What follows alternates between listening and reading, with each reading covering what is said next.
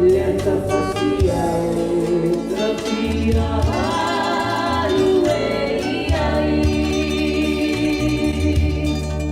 Lenta faciai, trapia haluei ai.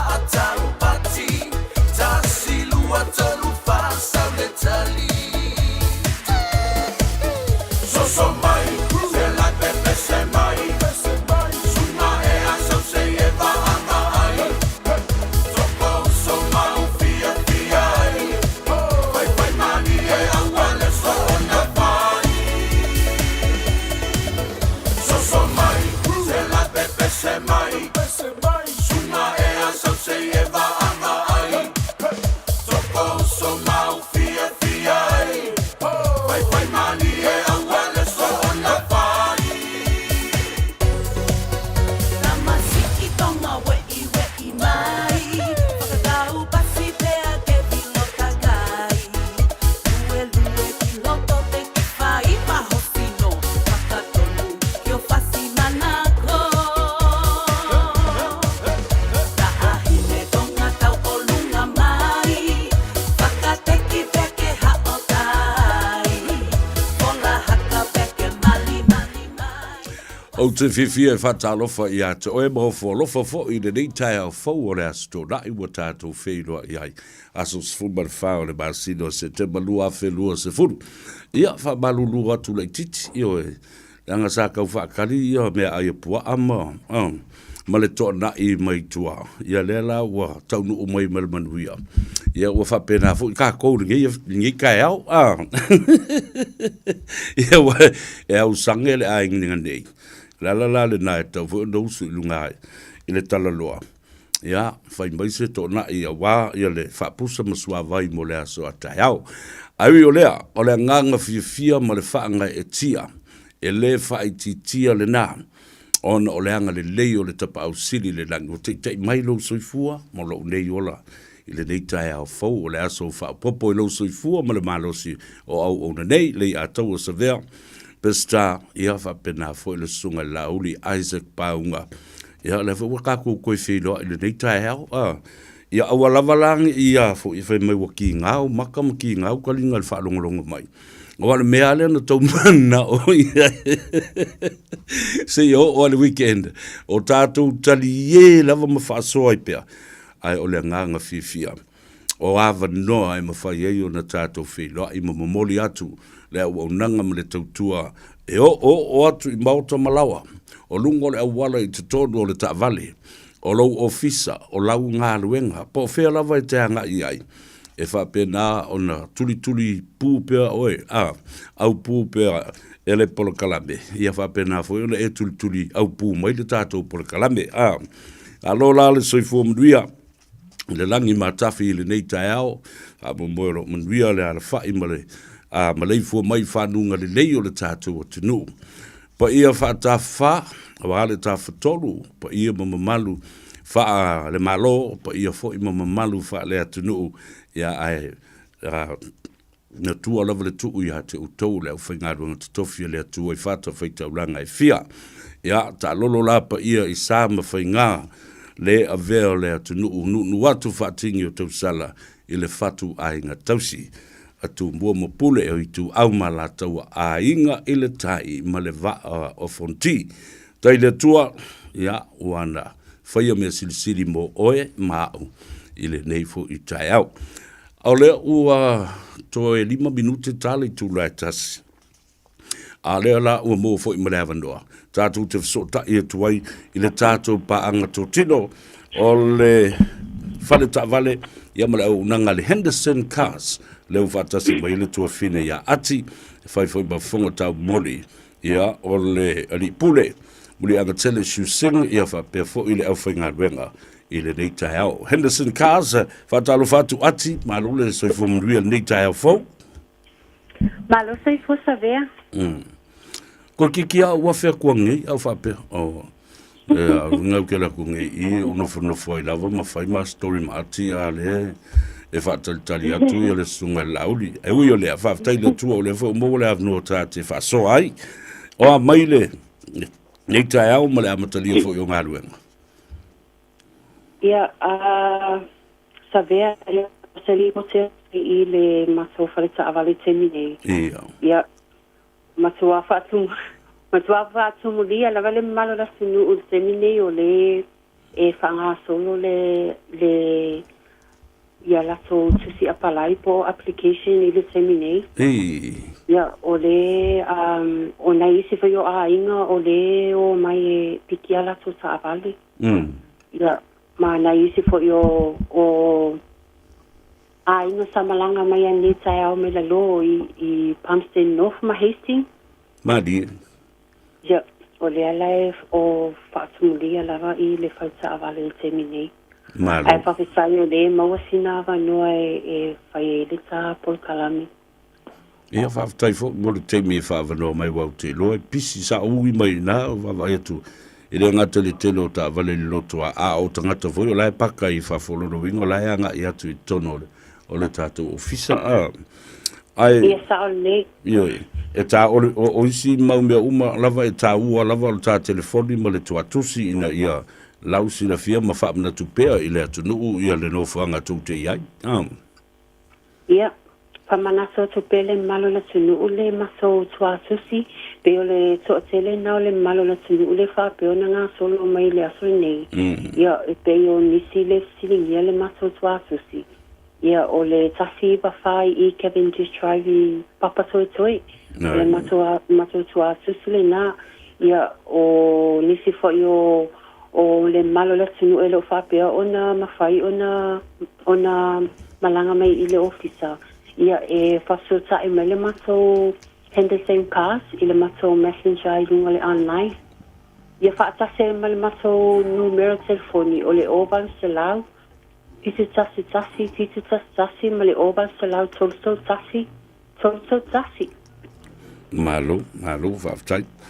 Ia, o le tā ua le na, a mo wale tā telefoni ma le tuatusi, ia wala na fu whaonga to Facebook page ma to website ia whape fo I lunga le YouTube channel a wala umana e mwhai ona fsota I atu le pa ia maurunga le atenu o le sao lea Ia sao le savea ia wale lei whaaftei tele mo le tā tale doanga ai manuia tele o whaiva o tutoe o le nei aso ia whape na fo ia le aso a tai au ma le sapati Ia manuia fo sapati le aso a tai au savea Ia wale lei whaaftei tele, manuia tele, alofa tele atu, soifua ia.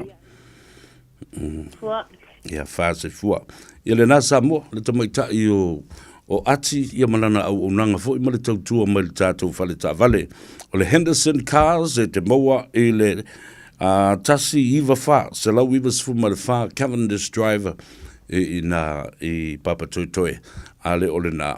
Ia wala au I telefoni le se tongi o le ovalu salau tolu tasi ne ai o valu salau tolu tasi a le si o valu salau fitu tasi ia le na o matu fo le na fasi silanga wala ngai tau o tele e ma wale ka ko sele ele te taula na misi ia I tātou whaatalanoanga whaapisi nisi e pei ona iai I o le tanoanga ma le Henderson Cars. E le neiva ia so atoa e pei fo ona whaafonga ma silsila le atunu le ngata I lunga o penga te whailangi o le au nanga ma le tautua a le tātou polokalame o le nganga ifo o whaiva o le atunu mai le aso ngafua se o mai le aso ne nafi. Te le whaatalanoanga, ma mata upu o ngonga sa tātou talanoa ma whaasoa fo iai. Ia, a wale nofo ma lama o le atunu. Ai, ile tai au nei. Sa o manatu lava e toi au mai le tusi le fionga le minsta lea na tusi atu le observer. Langa ele umisa teimi na whaalu wai ia lo tātou avanoa. Ile mafu ango le tusi atu. O le fionga le tamaitai minsta ia matamua pulufana e winga I le tusi na ave e le fionga I le te tai o le tua ngai I le newspaper o le Samoa na Observer mai o lo o tauleanga I nai le malo I le taumawhai I le toe teu o le tulafono luas fulu whapea foi manisi o teu ngā fau o lo wha ngā solo le teimine nei. O tausi sila Samoa. I le tele o le teimi ma mea fufuru ma le ngasu. Ua toe whaalu I le toe ave I tua o le mata upu e whaatala noina. O lela. Ua matua I manino ai le mata o le vai. E le ngata I le ai o se tula fono. Masa mata I tusi, o lo tusi ai, Le iai o ai a te tau a tangata to tele ma whaatau ina o ai a te tau a li ima whaipule o i tu malo. Ma nuu ma fio anga. Ai a tangi ai le me tau o le tau whaaleanga ma le tau whaavalea. Au tau sila fo i teu ngā le tula whono, luas fulu ma le swing o le whaavae. Ina ia tu matila ai ma tu to tasi le whaabisidongo whanua maswafa o lo o manino ai. Le tau ma whai atu o le malo fau a tula i mai e toe teu ni tula whono. Awa na manatu ina ia whaatoru whaamisinonga. Toru whaamisinonga a le whaamisinonga o whanua maswafa. Whaamisinonga mua o le whaamisinonga le na oulua i ilo i longa o matau. Ona oila ia lea i le whaamisinonga a whaia le whai unga. Ma le lona tolu o le whaamisinonga o apiri. O lona winga. O le tolu o nā whaamisinonga. O le mea moni na ave e sea ai i le tūla whono o le awhi wasalau valus fulmalitas. Na le toi iai maanga waa nisi o whaabasino lātou te toi whaia ni whaamasinonga ma seisi i leo i longa. Io seisi i leo i longa. I le mata upu ua umana whaia iai sei unga. Aisea, leanga e le ai ni tangata olo au maia i lalo le whaavae. Lātou te anga waa i le whaatinoina o whaamsinonga lona tolu le nā. Le ai se provision, le winga nā le tale la utoe whai tau a tō atu i le tusi a le fionga i le tamaitai minsta. Ia, lea e sao le leia. Le ai, ina ua ave e sea le whaamsinonga, ia le pili le na amata mai le awhi sa lau valus ful male tasi. O lona winga, e le o toi eise malo si anga e mawhai ai, a o lea lava e whina mai tu lepa. Ma le lai tu, e ta tau o na toi whai. O ai la e whaatotonga ina. O ai ta ngata o le awe, e le ai ni ta ngata anga wha. Ai le ngata le nā, wa le ai fo i se mea se tula whono, e mawhai o na toi whaatino ai, le anga ua ave e sea, le pule le nā, i lalo o le whaamsinonga mua sai ai. Ma le whaavae sai ei mua, i le awhi iwa se lau valu se fulma le tas. Ia, le nā, o le so, e mawhai ona tala le tātou leina, ma tātou whaasoa ma le atunu. Awa, mana tua fo i le taimi na au mai mua ai ia pili nei. Lea fo i sa tātou talandoa i le luas fulu, ma whai ai le lua afe luas fulu iwa. Lea sa whai ai le tātou tusi o le tusi sa au tusia asilia le lima sa lau tangata i nei au kilani Wellingtone, Makalai Stete sa vatu e kopi, ma saini mai, ma toi au mai fo i. Lea na lafo le tātou tusi. Lala fo lale nā, e lai o le o manatu, e iai se teimi o lea so, ia o na whapena fo i lea, o na tatala le tātou leina. Se i toi au mai fina ngalo lea tunu, pe tū mau pea, lau lango, ina ia tātou te tee, i pili iau au mai nei, ma te unga ia tātou te talia ina ia tu ua i lore vava o, ma le pisa o. Whaalongo fo i le teunga o le vaenga autu o le tula whono, tasi o whapui tolu. O le autu o le tula whono, o le puipuinga o whanua whaleanga nuu, maswafa matai. Lona whaitaunga. E anga waa tangata uma i le puipuinga o alata wai a tatau, i anga nuu whaasamoa, o le mata upu autu le nā. O le pule anga a whaabisinonga i le nei vaenga le tula whono. Sau e lo ma le whaaparangi ma le whaaperitania, le tato pese e nei vai aso atoa. Le anga le tā ua tele. All persons are entitled to the protection of their customs rights as the subject of the jurisdiction of the court in this part. Tua manino lava. There is no word of communal rights in this paragraph ever written or spelled out in this article. O tō whawhonga iai, le ai se upu e tau o se communal right. Olo o tā ua I e pei o na whaaleanga ina hai. I le tusia tula e pa whamai. O le fundamental rights. Fundamental rights wa ave ese. Leanga toi ina sole tala pepelo. Ma le tau whaavalea, ma le tau whaaleanga I le tula whono. Lea ua maua taitaia I. A o lea lava. E whi nau mai lava. E le ai o na ua tuu I ai tonu ina. Ia, a le ngata na sila I lunga le a fo le. E anga vaatanga ta uma. All people are entitled, all persons are entitled to the protection of their customs rights and is the subject of the jurisdiction of this court in this pond. Le ai fo I se me o ta ua mai ai, ni whaala potpotonga, ia po o ni e kalesia, ni fono manisi o whaala potpotonga. Mea lena, o te pesa tu wai pēr, ma wha mana tu pēr, wha mana tu pēr ilo tātou atunu. I le mea le tau wha avalea. Tu sa o le vaenga leo le tula whanu, le wa mai nei. Na tau wha avalea I le teimi le whinga palota. Lewa I tonu uma I tau. Lewa I tonu uma I ia tau au. Ai ata tau, wha tau ina. Ion. Ele ai se mea whaapena ua ave e sea. O ala nisi teunga, manisi me whai. Ma o te tau o na whai nā teunga o te le lopo a wheto e usu ele whono.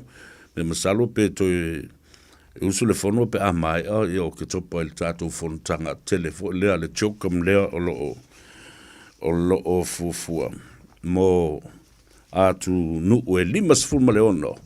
O taupulenga peletania. Mantua fo I le vai aso le nei.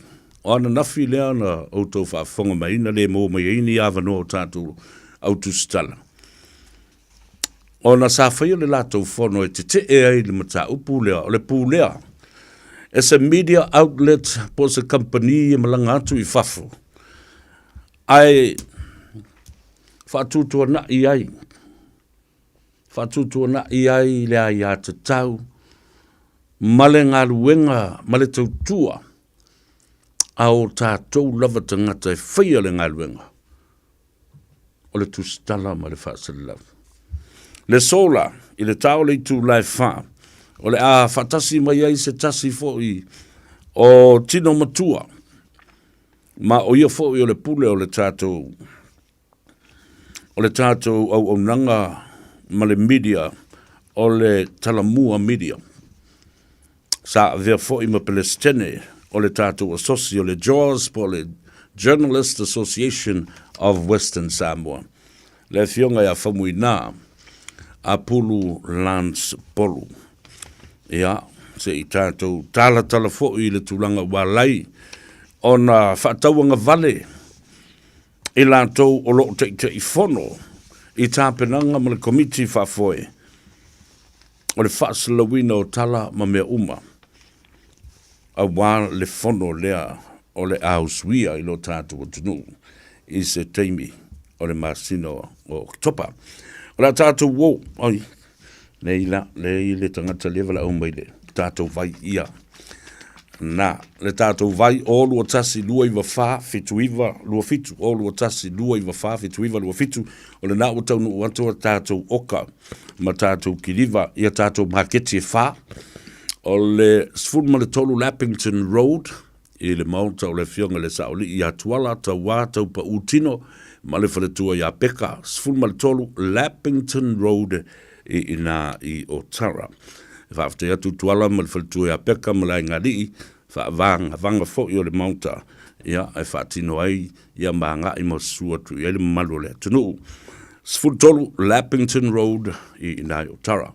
Lesia tātou maketi, lua sfulma lua, Templeton Place I Glendon I Manurewa, anga ia tu ai whaafte ia tu le whaltu e Maria Nive, ia whapea fo le tua fine, ia Mareta Sawanga, ia mo le whaavano ina fo o le nā no whanga mo le tātou maketu o masani ile atunu, e anga iai, e mailau vai o le ola. Ia o le Grand Market, e le tulangi I Sifo, ia Mimasi, numero tasi, Triangle Road, lo iai le tātou whale o lona sa I le tasi market I nā, o le nā o suia le ngoa, o le Grand Market, pa o lo mawai le tātou vai I nā.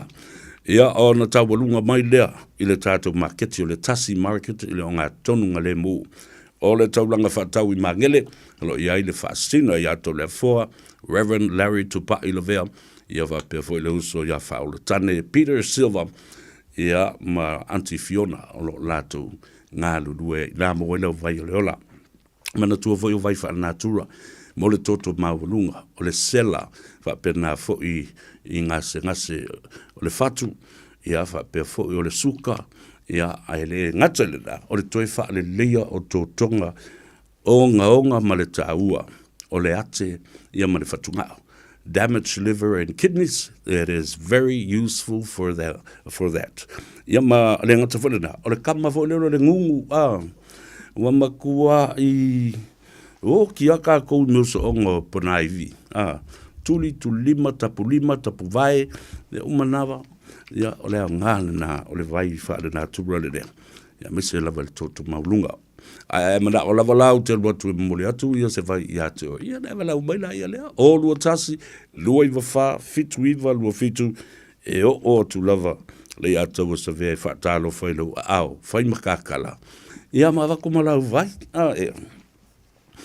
isi nao tātou maketi e anga ia le tātou ia e lata la tāne ia te oe vave mau ai ia le vai mo oe se teibi le so ta tala le tātou reina tātou tala no I pili nei lewa koe o I kua ia le matanga ruenga toe ave mai foi la ia le select committee wa umi kerenga pisa le ngai pili yon ora e mafua mai e le I mafo wina e tuila epa e malolo I le whainga palota o latu taltanunga e toi o mai fo yo na teu wala ele mafai they will fix it as they go along with the guarantee that they will never lose the general election alilo e o kunga ai tuli ele tunu tolu sfulma le lima I tu malo na latu tulia tu le epa tuli faf malmaut e o yala na sfulu valu pe sfulu no ia nai tangata I tu maro lo latu langlangoina ai mana tu le the majority didn't want him to govern again never to the scene again pe ole talafo le no fam talina tu na tusi ele fionga ya tu no fono apelu ai avao ia talusia ia o tu le nei vai aso ua ta oto mai I le select committee le wha moe ina ia mawhai o na whaita wina. Lona tolu, ma pāsia loa, te unga fau ua o nei iai. Whatarofa I nai ta mamatua, Isaac whaimatu I whailunga nai e ta whamole na uli, nai e ta comments wholele, ina ia whaima, ma whaatalo whātua I fōi, ia I lātou I lunga le tātou apia fōlinga, ia me se fōi, ia te le Facebook page, ia ma le tātou YouTube channel. Whawhitai te le lava, I loutou langulanga peo no whai atu. All we ask of you, press the like button, share our program, share it to your friends and families, and all our friends around the world. Whatalofa Fortino Josefa, alola soi fōpatuia ni tau, mulitalo ni usila opa au e lua. Atalo fatu ia malau tou komiti fo ia mulitalo o lo o fea ngai fo I ma tātou tāpenanga ia manai ia tātou sa iringa se leni fo ilea ale tāwhatolo le sa iringa malo a Samoa pe ona iai le Pacific Leaders Forum ia whapea fo ile tātou fono whawhautua ia ai maise fo ia o le tātou maftanga so whatasi a whai au o lo mawhai o na tātou memoria ma tau awele sa vali a wā le sitaseni o le tātou tunu o e na whāna nau le afe se lau duas fuma fasi o le tausanga afe se lau fast fuma reiva Easy Samoan Joe na lo so fo Easy o Flo Asen talo lava Susana Lui alo le so fo munria le le taiao o to umalava lo nunga le tatu apia foringa please share our program o vava ia tu le vai sona se ma vai tu nei a mata mai lava le asonga fua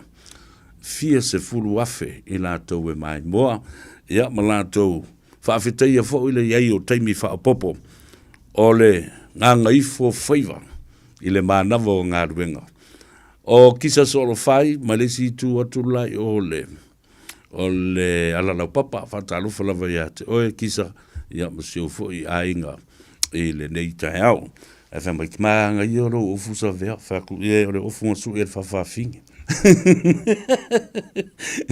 e sia ua whawhawhingi lele i Mount Rushmore mai vai e sa vea o ke mga o ke kanga makua i kiua i a pesta o e le vava i a whatu i whaiwhalita off ia le nao whatu leanga vai o la uskali o le ofu lima umi o te le masani tele e le awhai le ofu pupu sei ofu lima pu sei o ofo i le teimi o le sama ofo le teimi o le sama ia ona whapena fo i lea ona whaia tātou ofu nā lima pu lo uso ia wha i whata mai Las Vegas i Amerika oko kai talo fai balor so fu ben o va tu afale ono ya te utou ile aso farede fa i fata o se wo mai le tele o te sanga sa matu a o ngai au kilani nei o Elizabeth Richard Twala balor so fu ben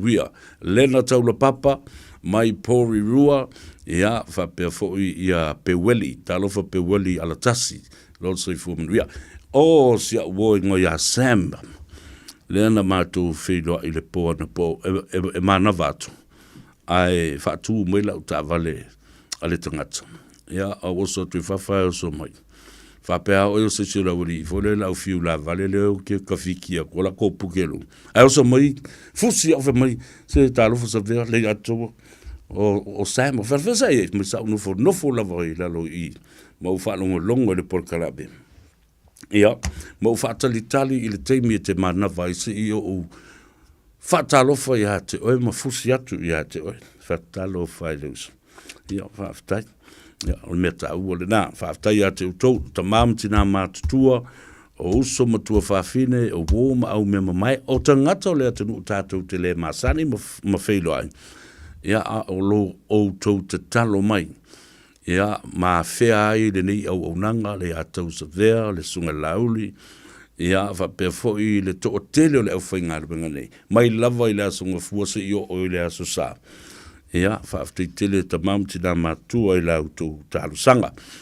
Le so le tau le tu lai whaatino ai foi le tātou polo kalamele na o le Skopa, Samoa College Skopa tausala, na whaia le na i le maota o Samoa, le tau le wha, ia, o whea lava olo e kami foi le Skopa a wheane, ioi, pe 5 tāla, 10 tāla, 2 tāla, o le a lava alo ma au, whaafitai. O Kaisalina tā mati tufunga, watching you from Mangry Bridge, Sevilla. Coronito Mailei from Christchurch, tā alofa lava uso, ma alo so i fuamanwia, o Leo o Eti, o Lasolane, Mfaiena fo i na lau watu tu swafa. Ia, Lily Semisi. Whai mai, o wheri le, o Melbourne, Australia, talo whai. Alo soifua. Mau wha manu from Melbourne as well. O Sainara. Mau wha manu o wheri mele te ai. Melbourne, Australia. E ti mani paulo. Alo soifua manuia, where are you?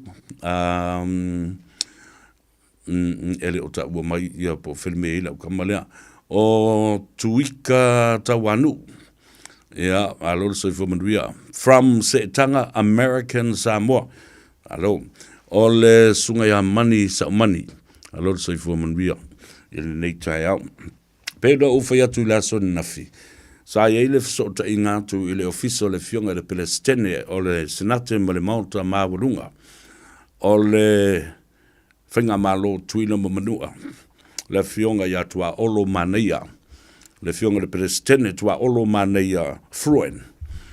Ina ia maua fo isa tātu wawanoa i le fionga le li presidente. Ona sa talanoa mai ia se tasi o uso fo isa malanga atu i tuila. Ma talanoa i mana toina. Ma lo manatu, whapea au ai longa e mai moa ma mata mata mai. Ia tātou porokalambe, ma tātou whaasalau. Se tasi le nei o toa manu o le whainga malo, ma upu whai o le malo o tuila mamanua. O le ta malo foi lea. O le tama, o le whaasoanga. E whaleanga fulu iai, ia upu o le motu. E le ngata i le to'o whaaleanga nu. A o lona to mai ma lona silafia, i le tū la whono ma upu whai o le senate ma le maota. Mua tele tausanga. Toi tite le ai se tūlanga maua lunga o tuila mamanua.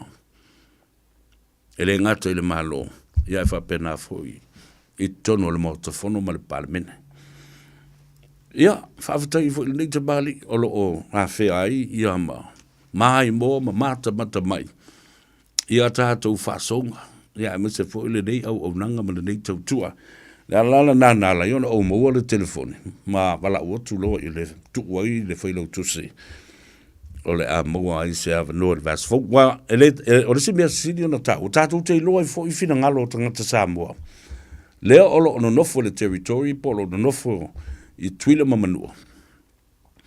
O fea o a ngai mawhalala i ai le lātou lango. I upu whai o malo i tai nei o lo fina wina. Le tofi Palestine o le malo Amerika. Pe lango ya Donald Trump. Pe lango ya Kamala Harris. Le tamai tai mea uli leo alo o tau vāne ma Donald Trump. Ia, ona tātou loa i fwoi lea. O hala ngona, alo o iai, o Amerika Samoa, se tas Amerika ma tūle mamanua, o lewa na iele lātou whanau nau ta inga. Ina ia, a vea fwoi lātou se malo tuto tas. Ai, o lau whautuanga lea alo o iei nei. Ia tau lava lātou ia. O te na nau ina ia tū mau pēr tutuila ma manua. I lalo o le teita inga a le malo tele. O le fua lea, o no lok tantununga, e le lava ia le si manga. E fua ia i se tamau ainga. E le lava ele. E le lava e whaieni whaato anga mani ati na e te tele sa palai o le a wha wau pēr ona wha lango isi atunu pe ila o tātou. E mo ia tele tātou lau ele. A le alawa kau ke wha lango isi mea. E mafua mai le tātou le ngā lue ma le whaatala le. Ana le whaia nei le polo keti lele.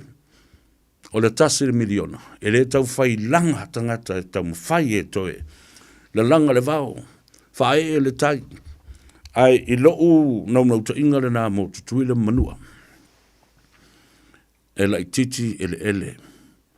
E le lava moni whaato anga whapea fōi ni ati nai. Whaalango pea ia Uncle Sam. Ia e maua mai ei. Ia le susu ma le meli. Ia le ngata fōi le nā. The population is so small. E au ngā. Le a ngai, Hawaii a ngai tutui, Amerika ma le malo tele i stete fia. E ngā lulu ai. Tā a alo ai. O ai le Army, le military. Ia, le Navy, the Air Force, le National Guard. Ia, o le tā uana o tātou tangata. Our people of the land are also very important assets to the economy. Le tā uana na o nai o tātou tangata ma le tau mwhainga whaile malo tuila mamanua. Ia, mamau mai le lātou paketi na pau ale mea tāua. Ia le lei le lātou congressman or woman. Lau tu whalonga tunei pea o le whaletua ia au mua. O lo o iai i le mauta pai Washingtone. lea sa iai ia lea a fionga a whale o mawaienga eni hanken ua whailangi le wholonga. Ina ia auna I tau fia ai le sa o lo tonga o le whainga malo tuile mamanua. Ioe, ia iai ia le vaenga o le tula whono e whaia lava e tuile mamanua o la tau whai unga. Ina ia lima teite ina ai I tula whono le to tele o tangata lau tele. O le a tātou wō, ia tāna ia tātou whaasisilanga nei I le malolonga lea, tātou fo I mai, ona ta tala leo le tātou leina. Inisio ma ta upu e pei o le pili lea, I ma le teu teunga, ma le tau whaavalea, ma le tau whaaleanga, ai le o malama lama le atunu, ua leva ona sila fia le whainga malo. I le teimile nei, wala whainga taunga lona tolu leo lo tātou whaatalitali le iai, ma pāsia I loa teu teunga fau. Tātou tō whai mai, ia pa mai ale, malolonga pupulea. Talofa Samoa, waule nei o kāsputi alu, awale suia lingila waule kio. A eva mai ina se furu lima iwa kolu, a mo, Radio Samoa, vevela a. Masala ua eva ai I fale fo mai, po o ta vale ale fono ma e whape ane, ua nao au nanga tau soifua malolo ina, ma nifo mātau te whaia. E tele le fesosoani e maua ia mātau. Fesosoani mo le ola manuia o le mawhauwhau. Polo kalame e tau fia ai le tau mawhatapaa. Fesosoani mo tina ma pepe. Fesosoani mo whaia o siaki I le fale mai. Fesosoani mo sauwanga I a inga. Fesosoani mo whanau ua hiu ma le a onga. Mo nisi whamatalanga, tanga I ane I lupenga ta whailangi www.thefono.org. Pe vala au, le o valu selau, fono for you. O valu selau, tolu ono, ono whaavalu. O e fufu e whaatau ese lo fale. E te manao sta ngate whaanongo ia oe, tau tua mo oe, ma malama I laungangana. Vala au mai loa le malu mawhatau Bob le malu. I le olua lua, tolu ono o, lima lua iwa pitu. Olua lua, tolu ono o, lima lua iwa pitu. O le Ardas Travel, o lau company e saunia umau tāpilanga mo so se malanga. O le au nanga e tutongi ei pasese faletali malo va ameli cruise mo Samoa ma le Pasifika. Matau ti o le taungo fio pasese o lo o iai le taiminei. A e le talitonu susu mai I le tuatusi tasi valulima Great South Road I Manurua. Pe vili mai le telefoni tolu iwa lua o fa o. Tolu iwa lua o fa o. E mauti doa nisi wha mrianga wha pitoa, pe a e wha iloa o le Radio Samoa na moa le nei wha salalaunga, le Ardas Travel, le tali mo au ta penanga mo lau malanga. E, mga umia se mawha mga kosyo ki ngā lai Samoa. E sisi, le Lifestone Headstone Life whai le lako wha pikoa mo maa e lalo mai le lima awhire kau. E mawhai fo inga lafo I Samoa. Vili le ongu se lau kasi valo lima iwa, po le website o le lifestone.co.nz. Whai loe le Lifestone Headstone o le Radio Samoa na e maua ai le nei wha asalalaunga o na lafo lea o le maa wha amanatu I Samoa e au noa ma se tongi. Lifestone Headstone le au nanga a le Pasifika. O le A1A Tree Care Limited, lātou te whaia au nanga nei. Teu, whamama, whangata, pe ave sea li la au mapongati mai lo whanua. E ma whai fo na lātou te wina lau tonga la au matoi te tau. Wasilia mar se funu tau sanga o lana tau tua. Wala au loa le A1A Tree Care Limited, le olua tasi olua o tolu ono o. Olua tasi olua o tolu ono o.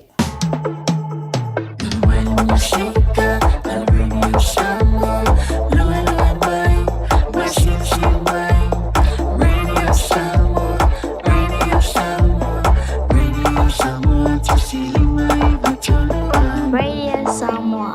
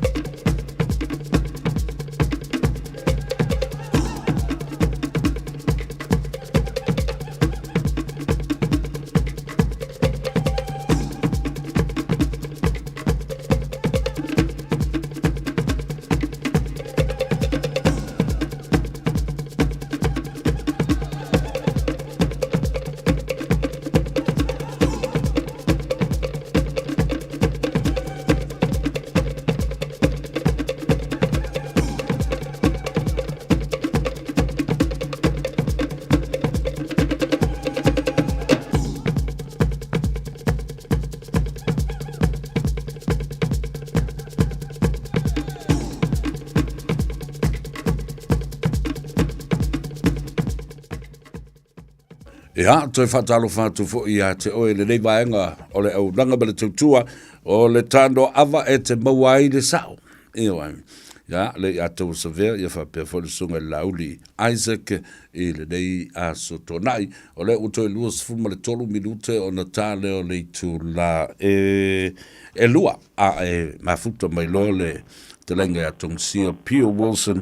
Ia, o le li pule na nao le tātou whale tā vale Omega Cars, ia whātalo whātu i lau sunga le li pule, i le nei fo i aso mata ngofia mānei o le talo le tau i whafo atu o le ofisa nei, ma lo le lange mawha aftai mo le teimi o whaavanoa mai.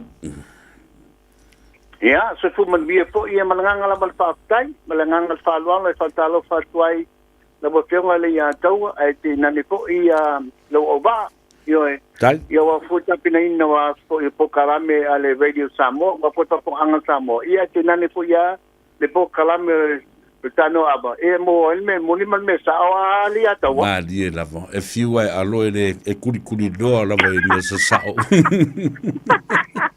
Ia e sa le lava sa nganga le ata wa ioe. Ele matongo fie po ele fafung anga Samoa, mata tu po ele Facebook page, ia ngo ki le Facebook, ko ki mali YouTube at the same time, so I can see so many thousand viewers. Lo mata mai le po kalame, ia wa foto po la tu fapunga. Ia matongo fie po ilo suku fonga, le au mai le po kalame. Ia marfa kingonga po kalame, marfa leoina po kalame. Ia wa mo tapo nga sa mo pesa kai ka ade ata wo. E mka ova se lau pasenge sao. Ia malo va tai fo i le tapua i mai. I faiva matou te ai yuli fo i ma tapua i atu i o tou fo i faiva. Ia le nai mana ia i le ngai fo o faiva le atu no. Le ngai fa malo si au.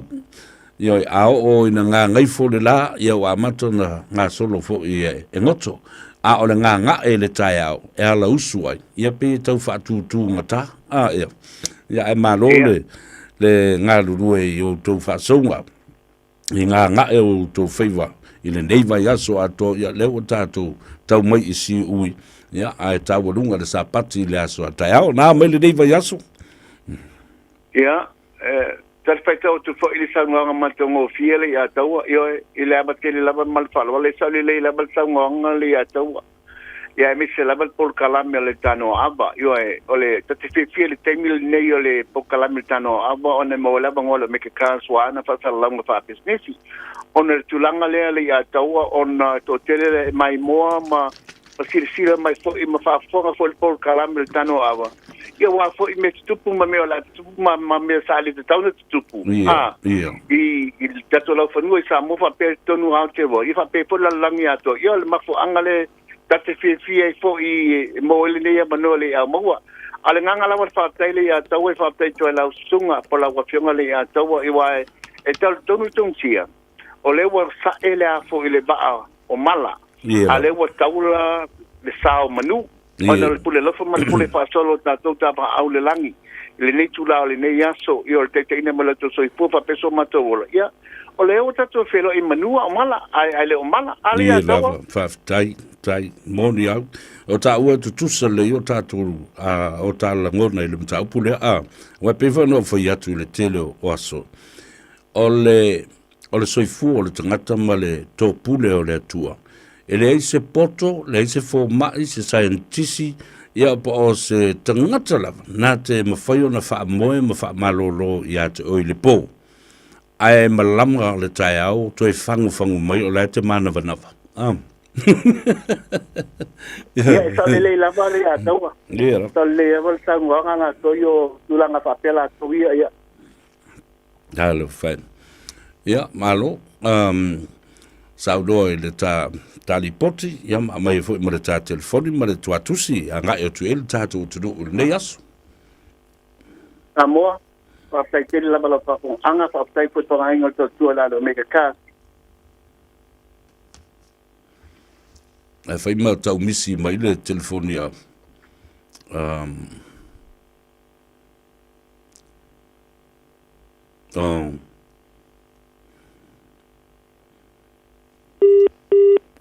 ia lelei. Sa se i toi e se stemi. ai langa o na ua no tu mai le ai e la faina o le mo I o le tatu telefoni o le tuatusi o le Omega Cars o le Lua Selau Cavendish Drive I Papatotoi Lua Selau Cavendish Drive I Papatotoi ia ma le latu telefoni le na fai ona vala au I ofisa lua fitu lima valu tasilua lua fitu lima valu tasilua ia le o le na ia o le olua tasi fa fitu ono lima fa tasi. O sisi ta fa sisi langa pele ai. Ia le lei. Ai, au te fia fai tau ina atu le mata upulea. Fa mai le sau noanga le tamai tai minister. Ia honorable matamua. Seu manu vasati sili pulufana. Fa mai le tala. Ile vaenga leo le tusi. The claim by Tula EPA that these two bills remove the fundamental right of Samoa's village chiefs and religious organizations from the Constitution is inaccurate. Famai le talatus. O le saunoanga. Ale sunga Tula EPA. O le tewina o pili ne ye luasfulu. Ua ave se ai le aia te tau, a li ima fai pule po o matai o le nuu. Ave ese foi mai a te tau, religious organizations lono winga o whalaputonga e kalesia, po o fono whaavaile kalesia, have been removed from the Constitution is so inaccurate. Whamoi tala, ora matua peperoa. Tu si sa o mai lava le minister o whaamsinonga. Ma ta o mai le tala pepelo ma le seseo le whaamsinsilanga. It would have been helpful if Tuila Epa had elaborated a little bit more. Specifically, in this case, it would have also been helpful if he had pointed out e ao ngā telepe ana ia tala noa mai, ma whaasino mai le vaanga mo mua nei, where in the Constitution these fundamental rights or communal rights are currently provided for. Whaasino mai la tū la fono, o whema o tūsi ei, upu nai pe ono o whaitau inatu, le tū la fono i le upu le wha Samoa, ma le upu i le ngangana Peritania. Whea la o iei. Ia, vai lei. Vaenga lua. Which specific clause or clauses in the current bill, in his view, purportedly remove these fundamental rights? O whea o le vaenga o le tūla whono, o tūsia nei, ma te unga leo e nei, o ave e sea ai sea i atatau. So o le mele e nei, e fiu, o pei o ni ta maiti fo i e tau wha marmala matu. E ese le nganga na la tu si e tu la fono. Ai ese upu e wha ngā. A wha longo ye. O le nganga le tu la fono. E pui ai ia ai a te tau o te ngata e tō tele. Communal rights. Ai tusi le tu la fono. E le aini upu wha pena. E le o tu si aini upu wha pena. Lea la. E tau mawhai e tūlava. Pe awha afonga mai, ta maam tina mātutua, le sau wha inga mamalu, ali I mawhai pule. Matai, whale upolu, pa I a inga, tu mua mapule a inga le tai ma le wha fonti, wha fonga le lei mai. E mulinga fwoi wha maamla maina, o le tūla whono le amalona tiutunga, I to tono al mau te whono ma le parimene, ai siri, lau whaalonga mai ali a tau o savea. E whaingo fie ai, ona e mana malama ile meo le pepelo ma le tau whaavalea. Ile taimi, o le a o ile whainga pālota. Ioi, o le a o ile whainga pālota. Aisea, langa fo I wala tau loa, e whai asi ma losi o tangata ia na o itua, mau ese matu ua, le HRPP, le fionga ile tomaita ile sa whapito, le sunga ile laulu ile mali e toa. Olo a foa, le a tau fiti va ai. Whamui nā, so ialo, Wayne Fang. E malorosi. Tope loa whaafosei le pasingo le tulafono. Luas fulu. Ai ta ape ai loa. E oi whai le whainga palonta. Na ola ia le male mau lea sa boa whaafonga ia le nā ana mātou le se ei mai le tu ua. Upu o le whaavae o le atua Samoa. Whaavae i le atua Samoa i to tonu o le tusi. I tonu o le tusi whaavae. A whapea o le tusi whaavae la lea. Whaafonga. A whaila le whaavae le le sai whafo i. Lea le mea ngama i mau i fore kai niwai lea. Sai i. Nara wa ave tu tonu. Wa fi wa su e tonu le mea. Le ti o foi sori e tangata le whaavae ma whai e tangata nei mesi. La tau le na whai atu la whano nei. Le anga ole o toe kea i le whaavae o le tunu. Le toe kea i le atua i whaavae i ai mea uma. Pule i le, na le paua ma le pule ma na o le tangata. Ai ana tu ua i whafo i upuna. E tilo atua i ai. Ma e mana tu ai le atunu nei e whaavae i le atua. Lea la ua vivisi nei le atunu. Whea la i ele matou a ia le na tu ututonu. Le na tu ututonu o le tulafono. Ai whaitaunga tulafono e lona au tu. O ana o le tulafono e pui ai whale anga nuu. Tu maanga masuafa matai whanua. Saua i lola i ole ma le tusinga o le tulafono. Anga vaatanga to uma. I le pui ngā lātou ai a tatau anga nuu Samoa. O le mata upu au tu, o le pule anga le nā le whaamsidonga i le nei vaenga.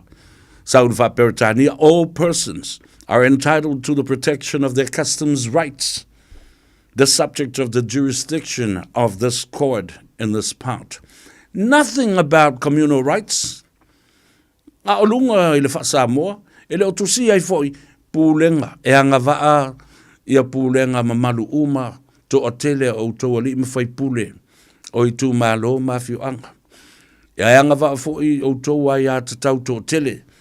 Mō whaalapu putonga e kālesia ma whaalapu putonga te tele. Tui titi a tole ka whewhe. They continue to tell lies and lies and lies. Na whaile tū la whono lea. Ele ia mse au ngā o ye. Ina ia o mata lai o le lato mau lea. Le lato mau lea. Palota ya tu le epamele chapipi ana le aitu le epamele chapipi ele tu ua ma fata ina auto wai ya te tau to tele ala le mele fai PS no fo pepelo le tu nu fa fonga mai sa mo auto mo foi feita ya saver auto uma o le chapipi le to te fa longo mai le ai se fai tu au o le ala o tato tu vai lua nei ile aunga male ano fale o le tulafono, lea o tau loa ina, wha se ina o tau, na wha valea ina o tau, e tui le epa, wha longa mai tu malo se fuma le varmule, se fuma leona, na wha se ina o tau, ma tau wha valea ina o tau, i le tulafono, o le mena le tu lai mai, whea o iai, e anga vaatangata uma i le pui ngā lātou a ia tau. E leo ta ua mai ai se me tasi e anga waa pulenga mamalu ali mwhai pule to a tele i lau tō ai a ta tau e tuli ai so stangata e tō tasi.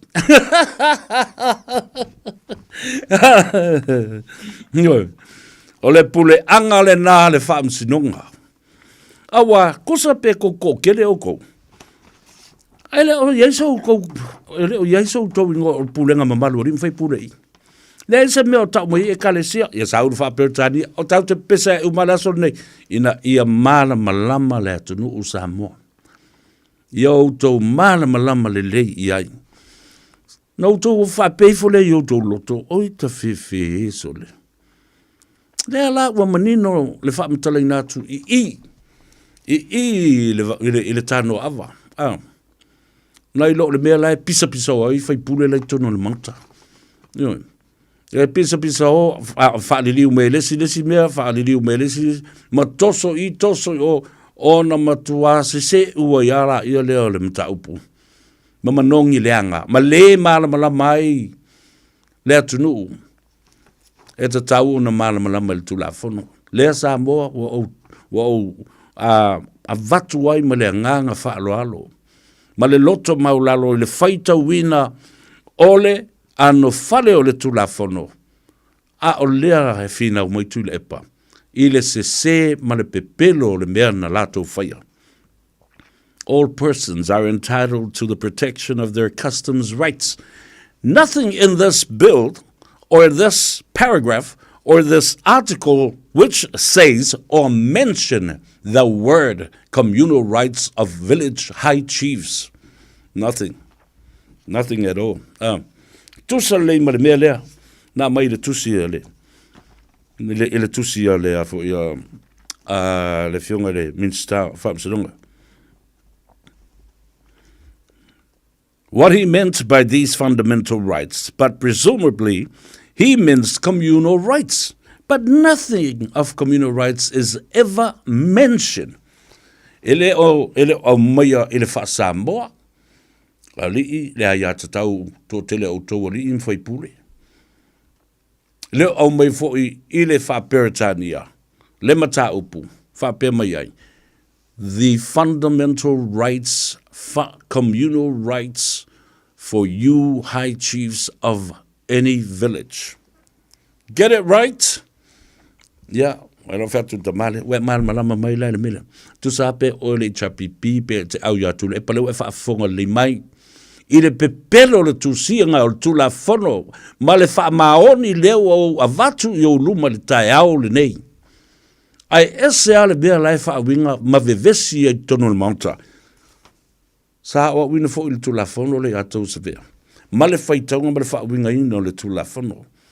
The interpretation of the law and what was written, whether it was literally word for word or the meaning of another word that interacts with the other words, that describes the meaning. Lea lau watu ya te oile Tanoa Ava ile tae aole nei e te maua ile sao o na toa fima lie lola ia lea mene taune manatua mua e tala pelo tu le epa. Lua e se le tusingo le tu la fono. Fa e tau o tolu e tau fa avalea. Ioi, ma tau fa avalea le vangalon tolu luna. Ile tau pui puinga o le mese se ua fai. No la ele ma le mau tala i atu i rii mwhai pule. O le ua tu utotonu i lau tau ai a te tau. Le ua tonu i la i a tau to tele o tau. Wau tau sisile, le mau alea. Ia ono tau wha pere wha whetai tatou palota i atu le epa ma le chapipi. Ele loa. Le ai ma se mea na whaia. Le ai ma se mea na whaia. Le se mea o tu sia i te tonu. Le maua le wha Peritania, le maua le wha Samoa. So now you see people, na o wha mere tau wha vale. Wa sisi, o tau sisile. Na sila fia le leie le tua. O le ao o mai lona to sa. Ma sui le whainga palota. Nisi fau e teita ia le whainga malo. Wa matua I kolapo uma le mea.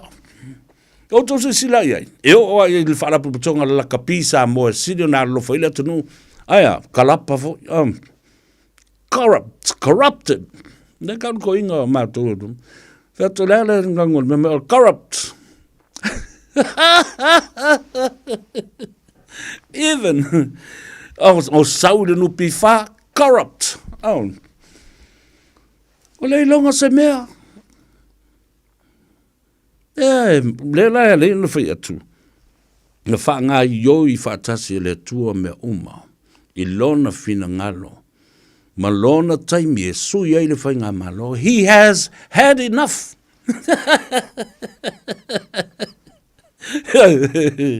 O tala nana whai le tua. O sao noanga ma fina ngalo na le tua e tau wala mai tangata. He has had enough. Whai no malupuna. Enough is enough. Tulepa, you are fired. And you will never be back. Never. No sounding on that. Wafoi. Lea la, wa whaapongi sa foi I le mata upulea. Lea whaapongi sa I le mata upulea. O lai lo le le tu le pa male ala le toi fo I mai le whainga palota lua fe lus fulwono. Ai sea, corrupt woman, convicted. Fa maunia, fa mawina le sori ngā tu la fono. I tui, ma le mi ngao le fa msinonga. Contempt of court. Fa aleanga ina le fa msinonga. Ai tu la fono o whainga palota. So se sui fai pule lava. E wha maunia son soli ngā tu la fono mātu ia. E le toi hanga vaa e le stala o se sui tau vā o le whainga palota. So now you see, ladies and gentlemen, lea ua sau wai lava le teimile nei. Ile lea lofo tu le epa, ile HRPP, e waleu te whatu nei. E sui lo se te tai, toi malo mai le HRPP. E sui lo se te tai. Toi manu malo le HRPP, ile anga i atu le lumana I masalo po o sisi limas fulu tau sanga I tuana I atu. Awa le whainga malo le utu lai mai nei, lea lava. O lo tapu e pea, matau ma whai pea, o le paia inga mua. E o atu le paia inga lona lua, o tau whai tofu uma. I tō malo e limas fulu maratasi ma lato miliona moa lato watina. Ai ua fua mai 4 miliona I ana tupe, ma nā tina. Ua whaifa le tupe, local banks ai tū malo, ele toi hoi, e oki ai ngai commercial banks I ala whaini. Ion. E mkua yoki I isi whale tupe ia le o loan ma iai e te tele a lato interest rate ma tupe tului. Lenga fo lela a oa, mark my word, some of these constituencies and their $1 million projects, they might look at a model to create a bank. La tatu o tau te malolo, tāna I tatu whasisilanga, ma tatu telefou I vai whanua, toi fo I mai wha au wau. Ia le au nanga ma le tautua, ma tatala ma le tātou reina. 24 hours a day, 7 days a week, Radio Samoa streaming live on www.radiosamoa.co.nz. O a fianga o ta'longa whaitupe, e wha le tonu ai mafutanga maainga, o whanau ngā ruenga. A fia ai le wha soa tautupe, ma le tele ai o le popole ma le mautonu. Aua e te matamuri e whasiri mo se whasosoani. O le au whainga ruenga le mapu maia, ua iai to mai wha pitoa e whasosoani mo oe. E le aise tongi, ma e le wha ilo ina nisi wha talanoanga. E ta lia so se tangata, e fia maua se whasosoani, mo se wha talanoanga, I a fianga o ta'longa whaitupe. Le mapu maia, telefoni o valusalau, lua tasi, lua, o valusalau, lua tasi, lua, mai le valu I le tai au se io o I le lima. O le A1A Tree Care Limited, lato te whaia au onanga nei, teu, whamama, whangata, te ave sea ni la au mapongati mai lo whanua, e ma whai fo na lato te wina lau tonga la au matoi tatou. Wasilia mar se fulu tau sanga o lana tautua. Wala au lua le A1A Tree Care Limited, le olua tasi olua o tolu ono o. Olua tasi olua o tolu ono o. O fuafua sau tafonga I Samoa, manatua le Return to Paradise Resort. E fast full tolo na potu whaapea vile se luas fuluiva. O se whalitel malo e whetau le lei mo tafonga, po o whaatasinga a inga. Whai eilo wasu tele le whalisa o tapena ina mo le lua wha moe. E o atu le fase lau tangata wala au li etalia. Return to Paradise na filifilia le toa Samoa. E whai malo lo ai. Langolango le whalitel malo e umia mga lulue ai tangata Samoa. Tanga iane le returntoparadiseresort.com pe wala au lua lo ofisa malanga. Mo so mana onga tau palamba po le kesi wala au loa le Seal Plumbing and Gas. La tau te whaapipi na ma wha le leia paipa o le fale. Fale le tā ua. Boilers o ngā umu kesi. Paipa pe ahaliki maisi. Talia wins quotes. Wala au loa fui maono mai upulusi. Ma Steve o le Seal Plumbing and Gas i le o lua tasi fituiva tasi lua. O lua tasi fituiva tasi lua. Tau iaina e whaafonga le Radio Samoa le nei whaasilanga e tōro se ai le se 10% mai le tau o le itu la mua o lau ngā ruenga. Ua te tala le la fau o le Deals Direct i le aso tofi aso lua se fuluiva o kuso i le tuatusi limas fulu Love Grove Crescent I o Tara. E te mawai o loa mo loma o ta pei o mea fale, umukuka, ka peta, mea whaingaluenga, maisi tele o loa, vala au loa le Deals Direct i le lua tasi wha iwa fitu o. Lua tasi wha iwa fitu o. Ta tala fitu aso mai le iwa li taiao i le fitu la fiafi i le limas fulu Love Grove Crescent I o Tara. O mana o mie oe po se isi lo a inga se fisosoani tau fe malanga inga mo New Zealand. I mata au po pe o le vaita mai no whanau po ngā luenga. A whai o lau tali o le ioe, wala au loa Ken Fernieho o le Fern Immigration Services e iaila na laisene. Ma ua silia ma le se 15 tau sanga o lana tau tua. E toa tele tangata o fisosoani i ai Ken, i mata upu tau fe malanga inga. E au fia ai mata upu na o atu le tribunal, ma apili le minister. Tanga iane le mata o Facebook, ma le upenga te whailangi i moli mau. Mo nisi whamtalanga, wala au mai le Fern Immigration Services, ma tala noa i alu isa, i le oiva, lua ono lua, tolu lua lima tolu. Lua ono lua, tolu lua lima tolu. Po le o lua tasi, tasi lima tasi, o lima. Ua na o le Radio Samoa se furulima iwa toru a mo e tautuaina o e ilaungangana fitu aso le vai aso.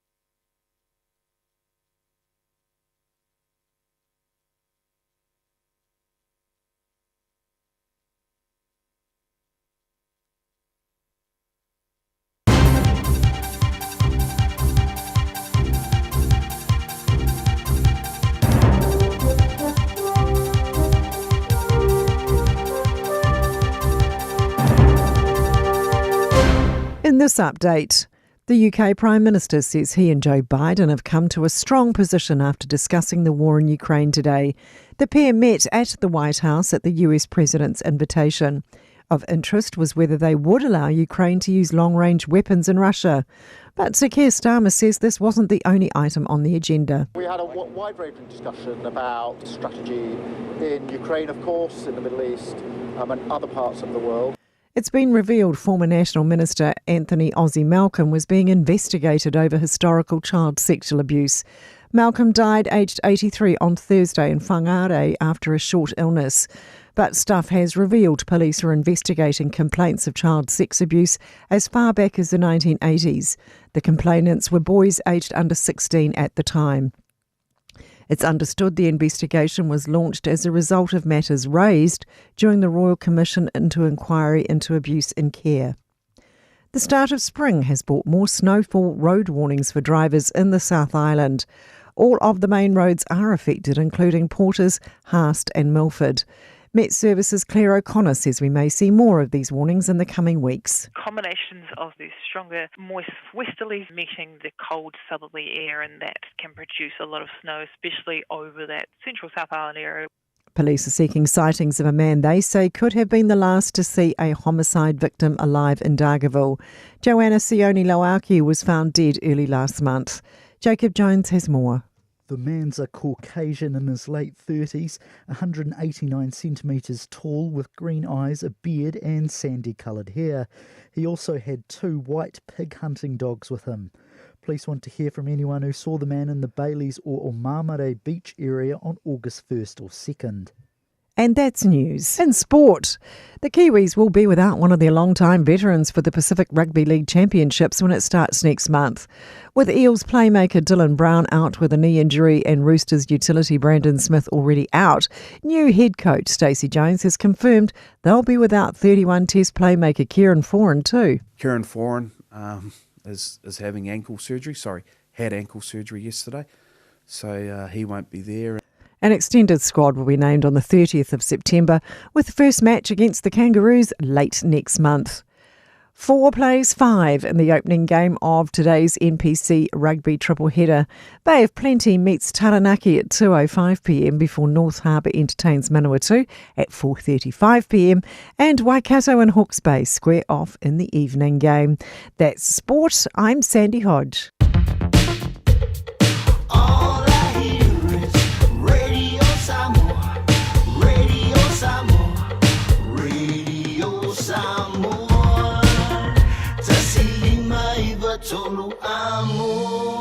Radio Samoa, kasi lima iba puro amo.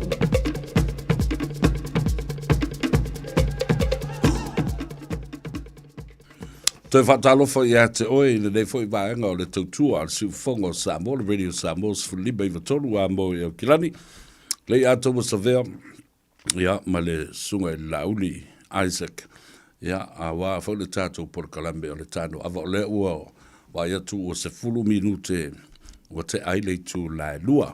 Fa moe i au whai wālo whirima le nei aso, ia, le au tau whaavongfonga tu le talo le tau. O le a to ulu i a timunga i le fiafia na nei wha pena fo inisio o vaenga es o le atunu o le ama mawhai. Ia, o le tāua le nā o lau si le fia e fua i ai au ngā ruenga ma me whai. I le tala o le tau e pe o na au inatu. Tele nisi o vaenga le a fia i lolonga. Ia, e se ai eto ai ngā mea.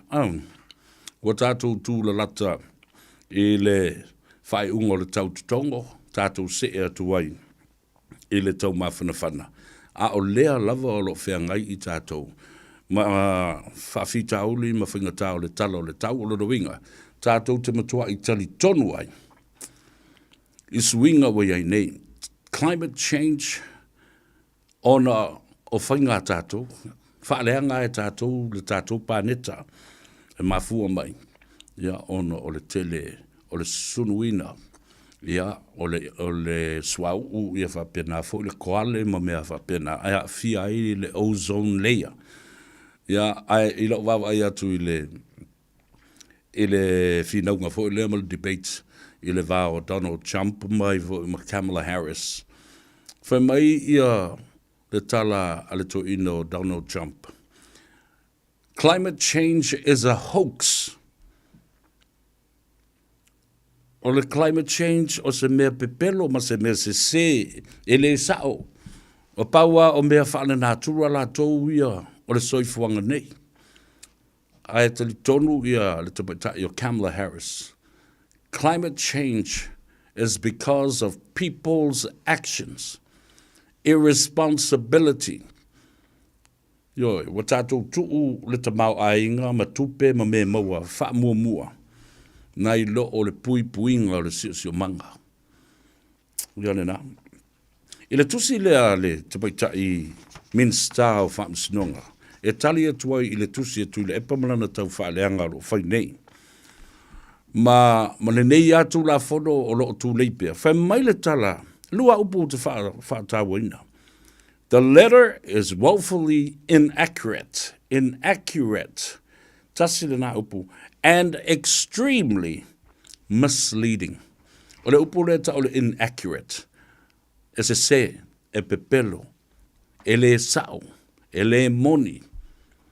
Yoi, e se le tusi, se ma faufaunga, se le tua inga. Se ma le tu la fono. Ona sawe la i le upu le extremely misleading. Vai ua whao ngai le minsta upu ia. Tane lua upu. Inaccurate and extremely misleading. O le wha Samoa le upu nan misleading. O le tau wha avalea. O le tau wha avalea. Tai se. Ai manatu malangona o le atunuu. I le tula whono lea. That's why I wanted to bring it to your attention. Ia e se le silama. Ma ola utali tonunga lewe e nei. I te unga le tula whono ua tala whengai. Ia wha o i le tula whono. Ia wha fo i le tula whono i le tūlanga sa iai. E tā ua le ai a te tau o tangata tō tas. Ave ese le nā mea o le communal right.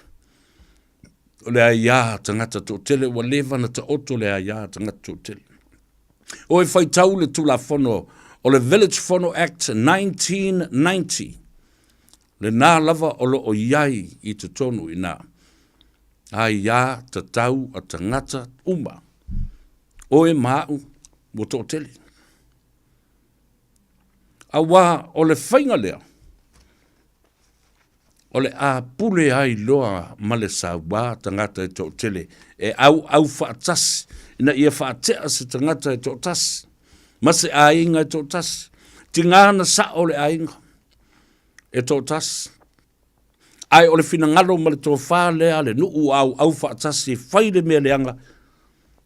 Oi e ko kasi la kou, e ko kele ka kou, e whe mai ea. Tu oi le ati. E le tasi se ati. Tō fia i la tō lea o le a au whaatasi e whaasala. Le whaasala le fin. Whaasala le ainga tō tasi. O le mea mata utia lava le nā. E le ngā o whanua maswafa. E o iei le pule lea. E o fo i sori ngā tula whono. E pui ai se tangata lea na uto whaafonga vai atu.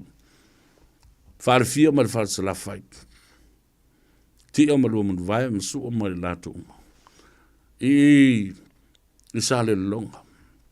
Tulou tau langi o la fio anga. Ka pena foi le pa ia lasi ia te oe le pule. Le tamai tai lea na mōria ina se tasi o matai o le afio anga. Ai au whaatasi o mai le asonga fua le nuu e a ami le tamai tai e sau tutonu e alu e ave esela na tangi. Wa sulu i leo. Fai le mori mau ma le tala. Au mai i fai ele nuu le fai unga. E se sel morianga, male mori mau, ale tamai tai e tō tas. Ai watu le fai msinonga. O le mea la lea se manu e o iai.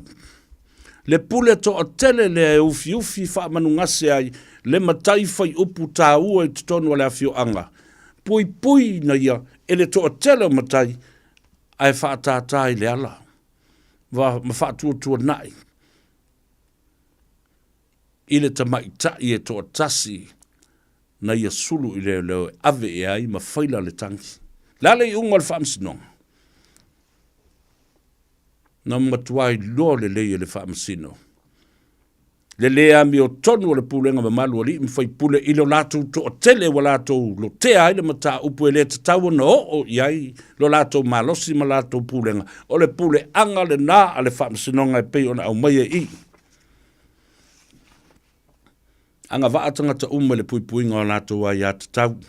Anga nuu Samoa na mata upu au tū le nā. Ae o le pule anga a whaamsinonga i le nei vaenga. Whaamsinonga le nā le criminal law.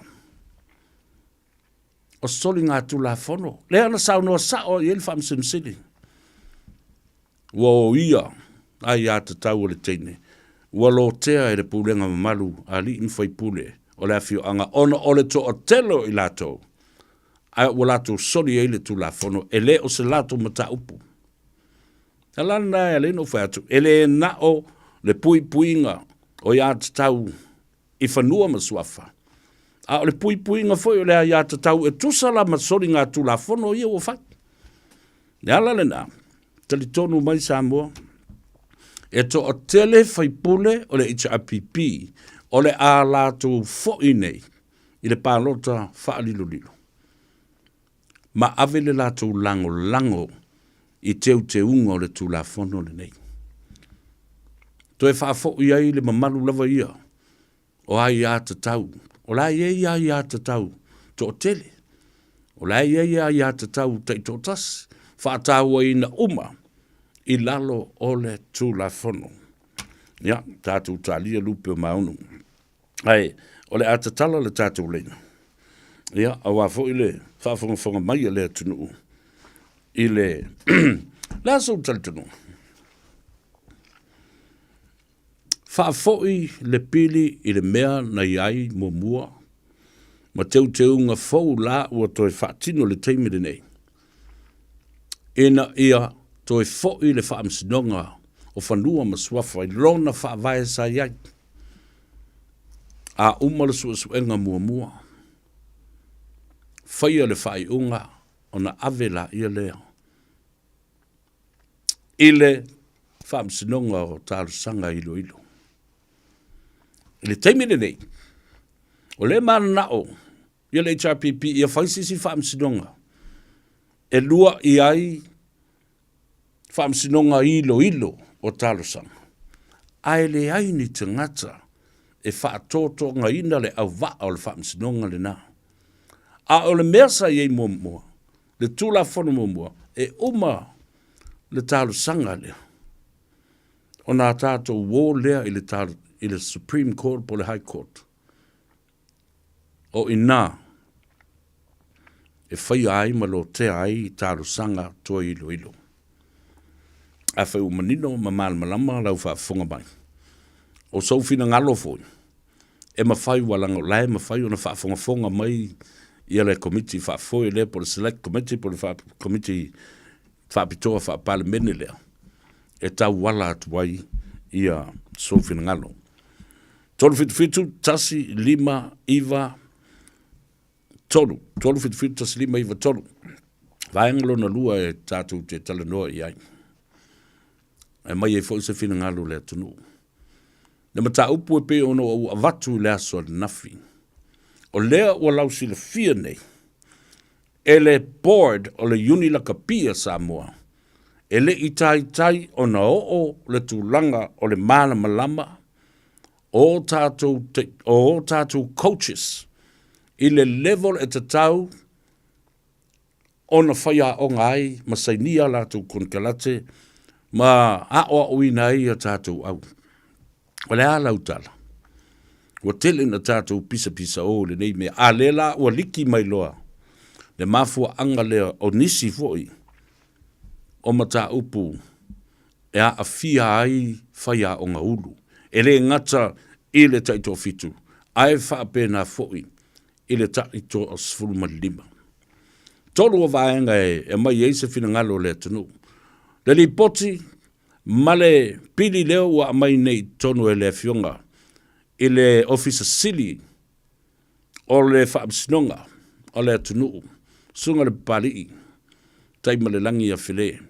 Wa te tau, una lo tea i se tūla fono, ma le stala wha le tūla fono, ia whaalupenga ma tau langi o nuu maafio anga, mai tu malo. Tātou o leina, tala le tātou leina. Talofa. Ia, malo lava sa vea. Alo lava sa fua. Ia, whaafikai mo le pokalame me se fo le avango ua kakala mai. Se i kau awakoingi ngai langonga mangi. E whaau popo fo i au forasanga manu ka upu maka ngofie. Whaafikai ta vea ua le mea mongia. O le ka ua ia ke au o le mele ua e whikalai e fo i mau mai.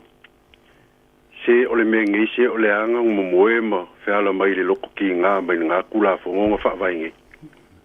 O ngai, o le ku, o lo u katikongunga mua o ke mga au koe whaafo i melea. Ia. Se lau pasenge ova mali se lau pasenge lo i o inga koe whaafo i. Awa o le mea sa i e mumu sa le vivisi e yang i a inga. Sa le vivisi e ngingu. Sa ko file mumu solonga le leir whaasoanga o meo ngi o sa o a inga. Ia la. Ta whaasolo le le ia e kusamai a inga makulanga le a inga lava la kou ia. Pe ka ila le suinga o sui mai e ngei le mea. Ia, o le mea mongi asa vea. ma kwa sa o le upunga o fa ko pu visi o le swing okay tavea se i fa ia ko o le kele o la ngonga ma manga ku karu ko e au mainga o le mka upulea ma le ko e ilo inga okay au mai le kulanga le pe o le mele a mesal mele le community right awa o kele ilo ia la fanga fa kai wa pe anga fa pe fo yo la kusi ma fa mau nga me nga pe pe lo i kula e pa male fainga malo nga kai mi o le fa mau okay le ilo i le pule nga li fa i pule ngu ma kongo e kalesia le mele pela ko ke sila fia se kuloa pela ko ke sila fia le winga o le mele o le community right e pei o se mea nga o whaala poko ai pei o ka ngaka kai ko kasi e pela api mai le individual person. Na tonu ai maua mai o lawe whaua o e sau noa uso. Pātu au tau langi. Mea tonu ana leo te tau wha mārmara matu. Community rights e sau ele communal rights. Sao mai ele community. Pei o le kalesia. O maka fale mai a inga kai kasi. O le fesili lai lo loko le melea. Langa o lenga kupu. O le whaavai o le melea pe a wha pe inga la fanga ngalako i oi ai. Ele i mangako i ingi me o le ako kupi ala ko waia individual. Moni. Ele i eise whai kau ale pule ngā li mwhai pule. A me o le kula fongo le agua whai ali mwhai pule. O le a eise kai mi u mai i le kanga whai al kula fongo. Moni. Ia, o la lava ua mangako le solonga le lei lea kai mi. Ma mangaku a kongu o le kula fongo lea la lawe ai pai lea e ngofo ia pia masau whaafea. Nā tonua. Ai lilo le mangaku. E ele kai me mo e kolo ele akari. Ia, o nga lili waku le kula fongo ia ia. Koe mangaku hango ulo inga o kele i oe mele. O le winga langa o le upu. O le community right. E whaavae mai lunga o ka ngaka kai ko kasi. Moni. A o ka ngaka kai ko kasi. I ka kaunga i aiso lako la ngonga. E iai le aso, e iai le me kupu ai. E le solonga le lei pe upo la e le po pese ngu. Tonga winga, e le solonga le lei pese makai. E iai le kai me a wha ingai. La vea lo ilaro kula fongo le, me longa lua sa vea. Whaafikai a o le ua iela le suinga o ke karikongu. E le malo a lea kula fongo. O le mea, foi le pe au mangaku i le kulanga lea. Sa vea langa e, o lea a fia le a inga ngeile. I le kulanga lea o le o fangua. Ua sauri ka ngaka ko akasi. E lafi mai kua. Mangkua foi la mele o pule ngari mwhai pule. O leo ke manga kua le kaimi lea mai le whaavai inga le kula fongo lea. Manga kua lo le wha malo singa. E le whainga malo lea nga umakungei. Kula epa ma le whainga malo. O le mele o le pule ngu. Ngā lea. Nga wha awala mai ai le wha hiki langa whai mai e le whainga malo. O le kauma whai e ave ese aku mea ko kingo i ko kongo ngu. Awa manga kua le pule ngu. E ese alanga makai whai o isa ia ia aso i kulanga ko kongo la whanga peo le makongu. E o langa makai whai o ia e alu ko ngā vau.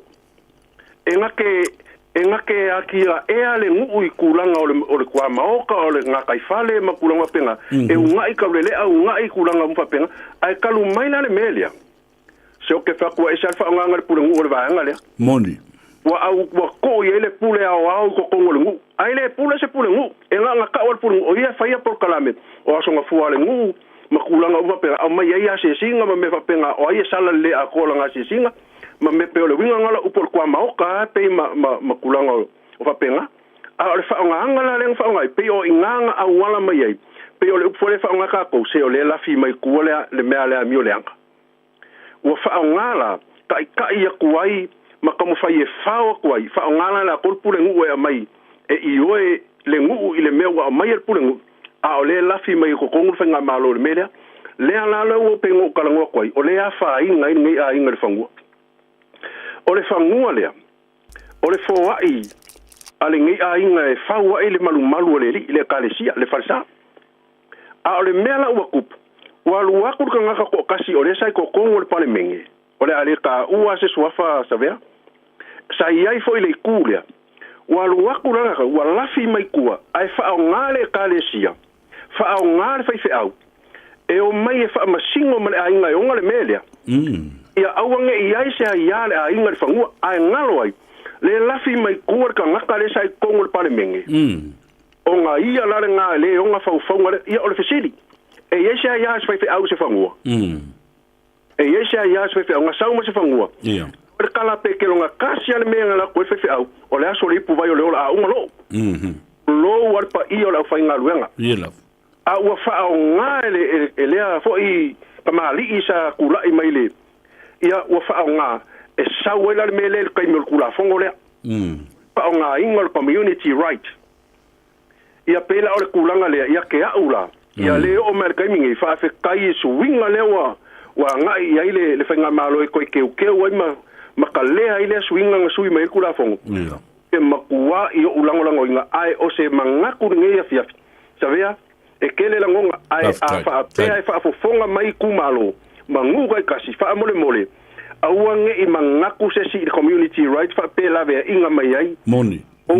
community langa o kako o le fa vai a inga kai ko kasi ma kai ko kasi e ele kai me fa sanga mai le makor peru a saula le kusia le me kongo fa vai o le la ve inga nga o kako malo tai Valewa fa tele la sa ve mo le pokalame makango fie ia manguia o faiva ma ia manguia fo inga yaso ma le fa so ale kungu ia fa tele lava malo ile fasoa vai ole vala au mua le nei le o matua i so ni lava ile fa pupula ina tili ole mata upu pe no avatu o wa o se tasi le nei o vai nga sili ona ili tato le tula fono le mele le pulenu le na pule mai ai o sui le malo na fai tu le epa a o na tuli tu le epal pule nu o le nanu o la na fe au e fai o le pule nu e fili mai e tangata pa una tiute o atinae ia le leia atinae i tonu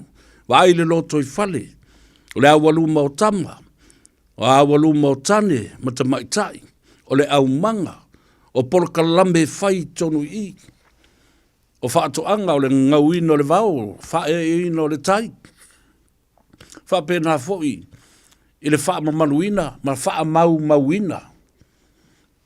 O e ua maalidiu, ma e whai o lātou nofo, o tangata o le nu, o e whai mai tono le nu.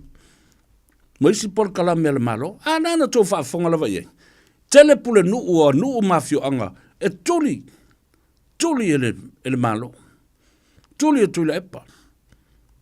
Ma komiti o pule nu, tua I weaponize le upu le na. Le upu fa peritani le na. He weaponized the chief's councils. He weaponized the mayor of the village. Wale upu le ave upu le nu ole mayor. Fa nga mani a o fa nga fa a upenga. E mo mori ila na savali. Wala, I be o whainga fo le wha hiki la le whainga le mea. Nā lai sa. Tua mana ia tele le tō wha mamori lena mai nei. Ina ia masani ei ma wha whonga lea tunu. Ma i o outou mara malama i loa. Le pa ia maulu. Ei stavala au. Ia. Atu le tavala au. Talo whalava malo le soi fumuria whaftai le mafuta mai. Ia, talofa. Talofa save. Ia, talofa lava. Le swafa? Maro, sei fuomune. Ore, so mga kumuli pili eko. Sili ako e fōli mea a makamai. Lira. Ioe. Ua, ingo ula mga, o ke fia whaasoa ku sa whee whaamon mole I lakapi. Ia, saunua mai. Ioe. O la ke sili lewa, whaamon mole. O inga ke whainga whake e senga I ele pō, le I kuira pua maa. O inga whainga whake e senga la ku wareo whiwa mea ele mwhainga ngoisi. O le lātou komiti lava, leanga o le e tū o tasi lātou, e le o se mea le malo, e le mwhaifu I le malo, ona whaia I se whai unga. O le lātou lava komiti whafoi, e te tau ona whaia le whai unga le nā ia. Ai momus? Ia, whafkaia, a whaila komiti. O le whaila maka o mui komiti. E oki hoi komiti. Ioi, o le mena le tulai mai. E o tia lātou whai unga. O ti le tausinga le vale lei mai la tau o whaia o ngai me se fo i lava o tamata alu.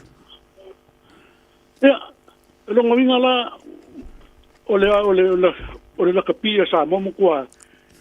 O kia, longa winga la, kauma sui a koa le peno. Mai le mai lunga, kauma mai a kuira epe kauma i la komis. O me kulanga kauma i kua sui a koa ma. Ioi, ai wasi sila lai le, i le sauna anga tu le epa lana whai. Ia. Whai mai. Pe o le langanga i lunga o le pasi maa, ia le langanga o ia pe awe. Ele kai alu wasi. A nyanga kiki o ma wharongo wakune. I le kulanga le waini. Lo winga la whapea i arka ko yung le kapia rewa. O le wanga ki sosu ya kanga kamba. Ioi, na paule me whai. O le Sava Valley. Ioi. Sava Valley o tama. O le mea tonu wale na tonu whai. Protest. Kwa Sava Valley i lumore. O le atunu umao. Ma mai isi tangata tamata a alo. Tamata a alo o whaia onga o tangata umo le atunu. Sava Valley na ia whailo. I le atunu. Ia, mai la tonu o komiti. Wha mole. E hapea kou mai i whafosole mani mea. Ia, ia vea. Ahoi la o kena singa de vaenga de mea whiure. Ia so se si ia. Kau au ka pi uma kongu o Samoa kau Sava Valley. Pa poko uma, yungi uma ka pi ai. Ai o uma. Mea tonu al nai tauna whai. Au la ka pi uma tamata a alo uma o le Players Association le Manu Samoa, tamatuai uma le Manu Samoa, whaia onga, yuni la ka pi Sava Valley uma. Ia. Wa menga le mai ko kungi. E a fiu e vaku e ko komo e se na i hoi maka o kuringo ngai.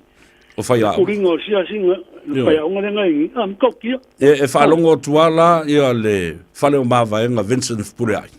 E vela tele le mea. Ia leo wha mawai. O le mea tonu le nai tau na whai. O wha mawai le CEO, wha mawai a toi maisi, wha mawai o e tu lepo. Ia, mea tau na whai. Ia le a wha uru maloa ia i tonu ole. Ia la ngai whainga tālanga lai to tongi. Ia, nai maua i tupe. Ia wa sila ia. Wa sili atu le manu, le tupe ma le malosi, anga ma le pawa. E nofo i aile whaia le mea sa o motangata. Ia, o rau whaso aku ngā kua. Ia, whaftai, tele lava. Ia, ia foi whaiva. O kalame, maarosa aungi. O ia le kua, o waso ia, mungi aso. Ia, whapena, wha ia so i fua. O le si vaenga o le tula whanu lea. Lea na whai nei e tula e pamala na vaenga luas fulu ma swingo le whawai. Whanua ma swafa. O whai unga wa lewa na ta o oto i panga. Wa ova le fia sa lautau sanga. O ta o oto, malango mau. E le oto e vesi e fo i ni tangata. Ai fia unga tupulanga le oto e mai nei.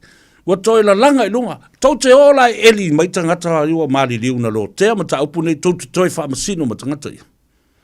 A whea wa leilo lo o mai whaila ma mea wha pena na whai. Tato wo leina, tarofa lava malosa i fua.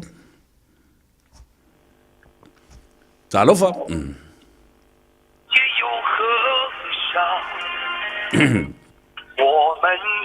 Ia, tarofa.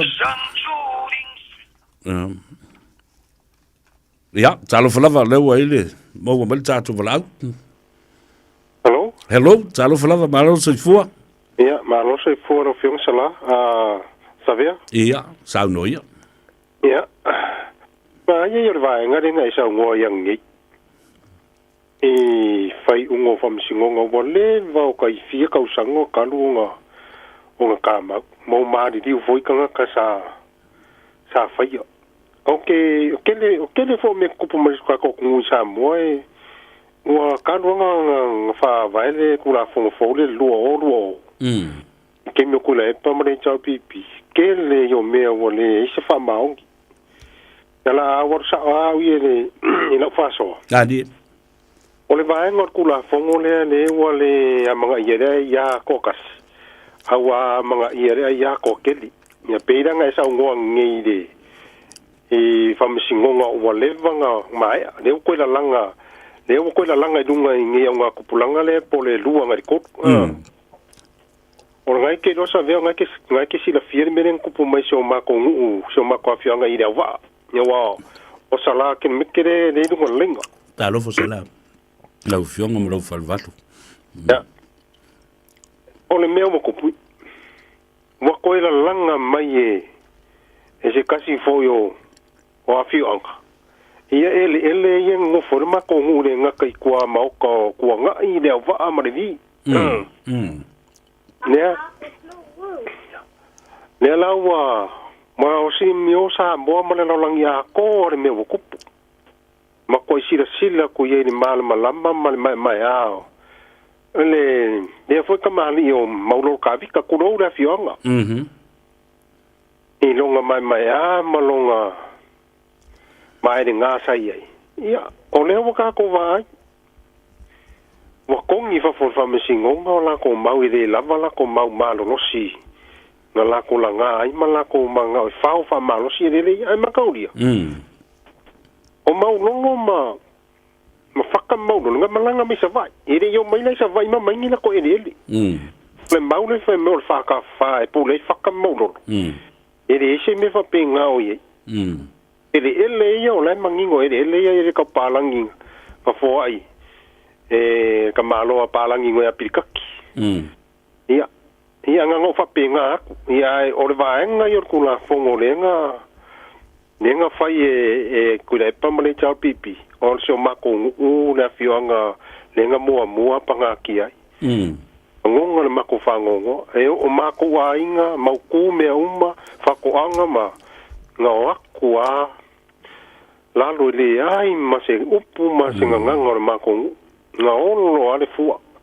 Ia ai o le awa kari le kua kari whaadi ati. Ia le awa mau harko fide mu. A o le enga ngar kula fongo le rua oruo. Sa vea ma kua au kakalo ai le whainga malore inge ia whaale au ngā inga. Ma le oa yer ko vai koro le o le pale mengi. E whainga solo ia kula fongo. Koe wha foi sa mori menga iei. Nā ria la. Ai se watu ala u whamtalanga lea whaftai asa la kere mete. Wai la ngāle ma ta upu lea sa u pese atu ai fo. O le mea sa tau ona whai. Lea la ua whai le taulo ia, le whiunga sala. O le judiciary review, o le toi ilo le process na whaatino, o le mea le nā. O le whai unga o le whaamasinonga na whai o le awhi msalau ona sifuma le tolu. O la lava wata oto i nā. Ai ato i sila la i le mea ta o le natural justice. Na tatau na o whaatasi umai tu malo nei fua whanua i le teime tasi. Ai mua maisa la? So. Ai te ua e mai fua le ata. Na o a whenga lava na o fua le whanua. Nala fua lale na lei manisi o le au waa ia ma tua na i whapea na fua i le visa le mua. A waa ana whapea tātou te o e fua whaatasi a mai ala la wata le iluma lauli. Ai se sila la iei a tātou wo umai fua whaatasi le teime tasi. E sāwa vali uma whaatasi iluma. Na sa sao ala ia leo leina tua o ia alu tau tua le tua sivi. Ale mela le na turai mai. Na o whenga nao. O lala fola na tu sila ile fuanga o whanua.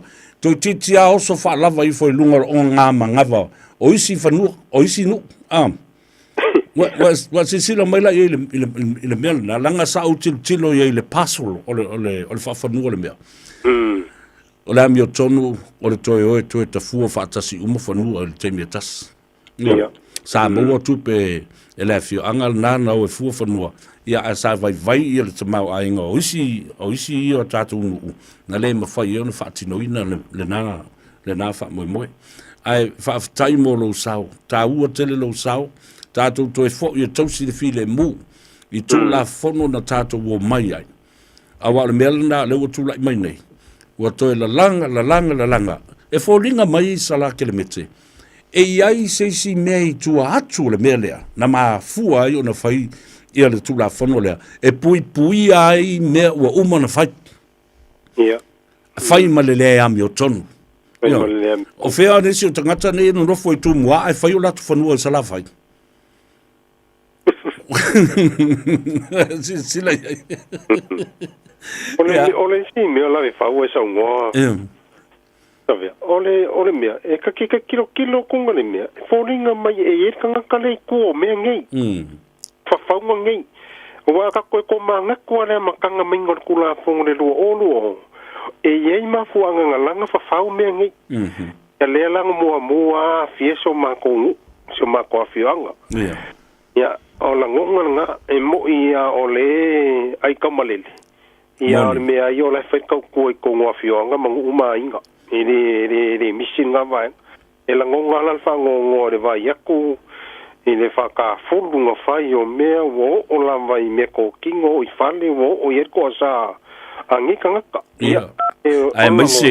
Ai mese sa la o nisi walango mau, mai tia sa ma ua ta o toi whanua nei. Ia, ta whiwhi, i le whiwhi o nei tangata.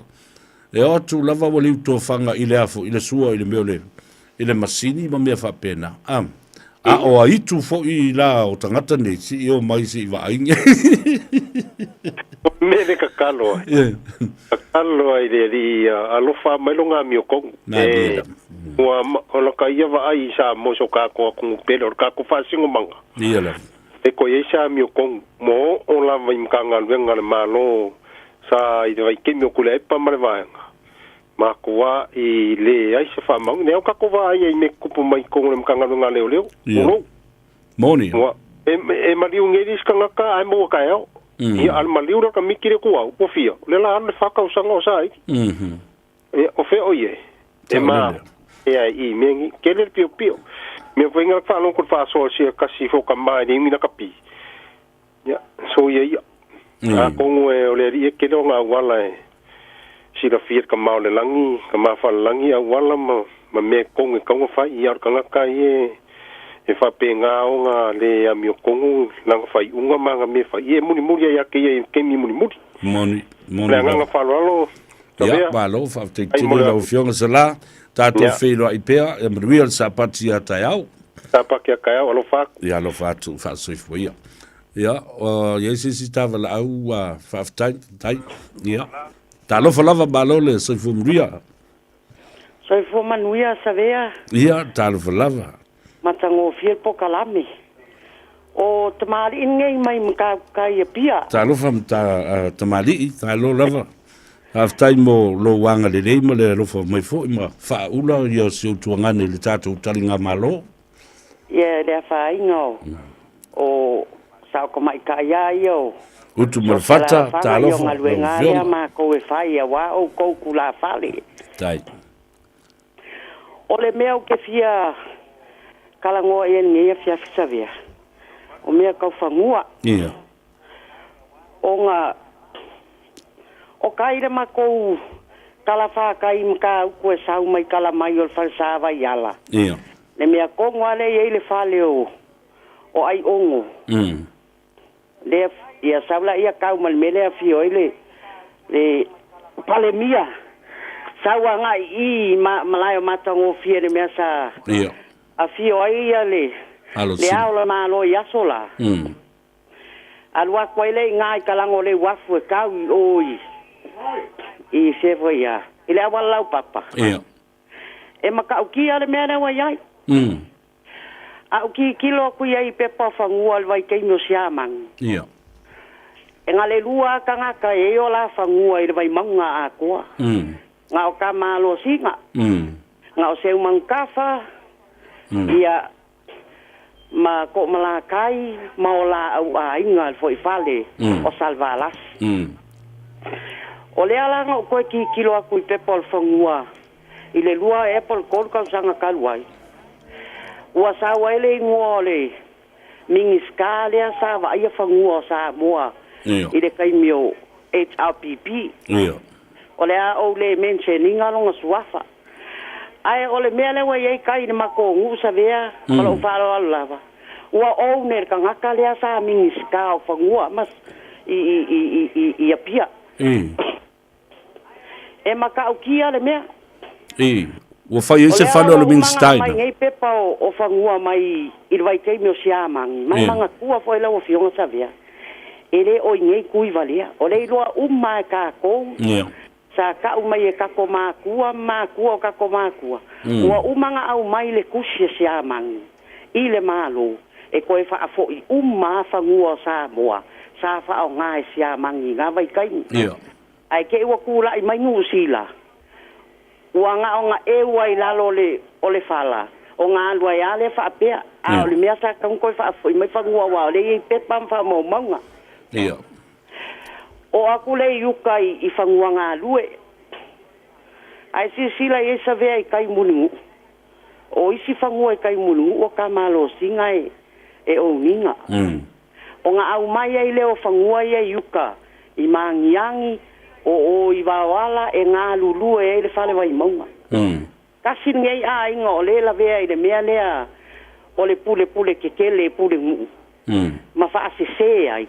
Kai mio ko mala kai le la ka o perma ko ai nga mai le te unga nga kai mio ko mala kai fiso sa au mai e fangua yu kai mangiang e nga lulu e ai i el fale vai monga i kai le ia ka ko ie kai le sami ai pe o mo lu nge ka usanga wa ese la langi le wa ai wa e ese wai o ke sila fi o ke loa o lo o feola mai pe ngai kai mi tinama tamama tu al falva i maunga sava ai le solo fangua asiko inga ngoi a songi malta vai sale to malatai o lo grandfather nga o le uso ko malakai fa angin ko malakai siaki pai nga ko inga pa o kwalang so fangua mka ko ka mangyang ai e moi fonga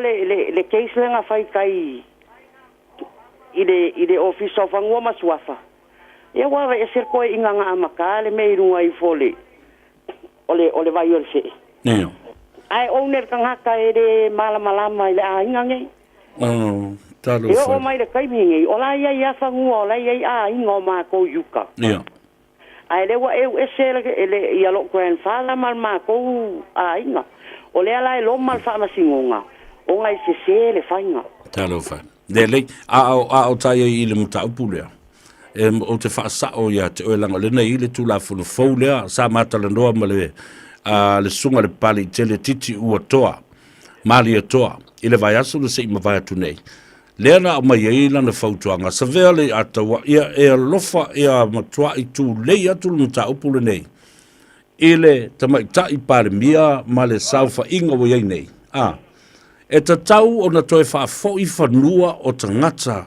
sa iai mua a wale o toe wha o ngā ina ele malo mai le vai teimio si amani se o mai le este taus o le tausanga na se mawai atu nei na o watu wai ma o siasi atu alua tau iutai i le ave ma o walu lo lunga o ma whiloa i ma afa ma le sunga ia afa o fa pela o tala se fa fetai o lea lava i fa o ngā o tau whanua iutai i mangiangi ma te mai le ave ma alu o tuanga nga i tua le whanau le fe o kwa i o fa fetai lava ia o te ia i fo i fa pea o le i movie na ia afa ma sion to lua ma siana whanau a wa o le sa i fa to ia o le sa i vai vaseuta vai vaseuta ele mala na o mantua la wa fa peta ngata ai longa yeini o tatu ele nga lui mana tua sa malo falo lava o ele kamalo singa e sawa mai kai le sami e kau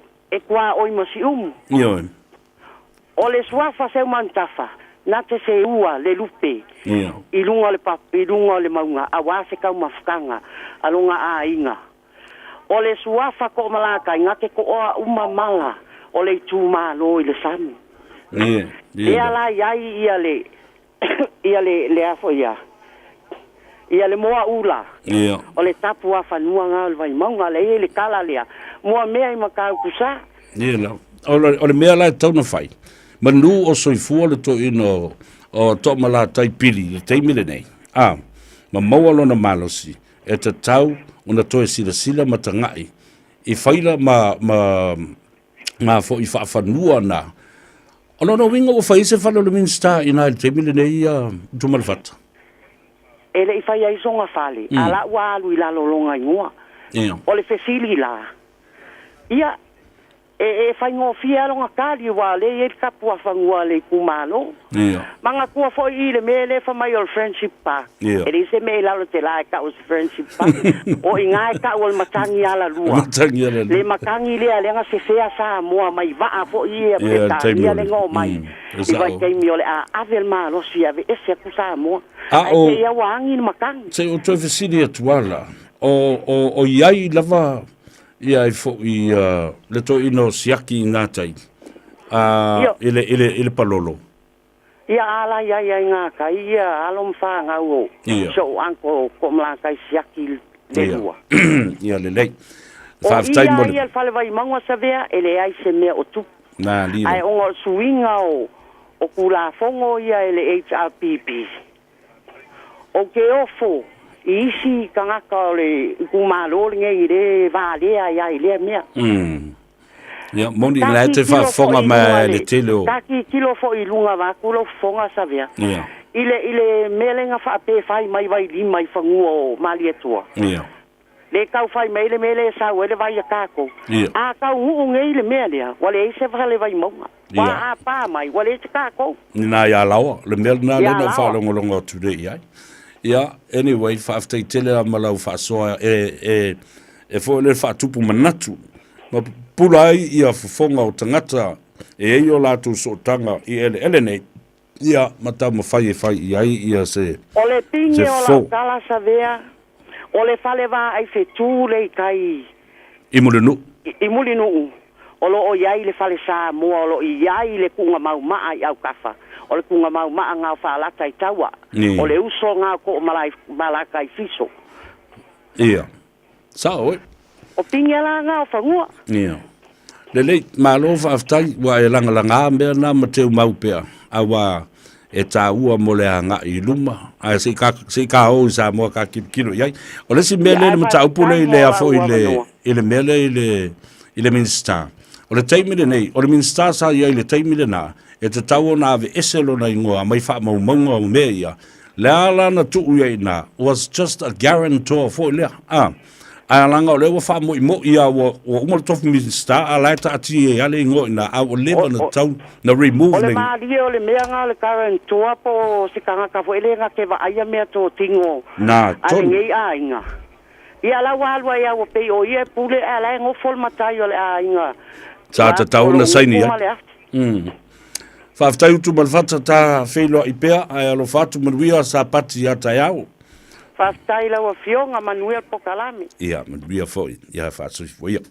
Ia le na o le ua toe 5 minute o Natale o le itu lai. Tolu tātou wo I le malolonga pupua tātou maisa ili ia se avanoa tātou talanoa tuai.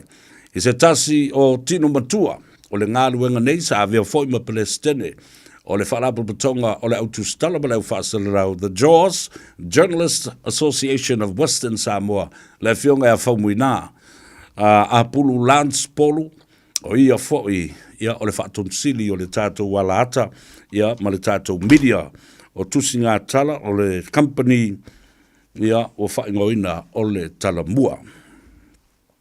Ua na o le Radio Samoa se furulima iwa toru a mo e tautuaina o e ilaungangana fitu aso le vai aso.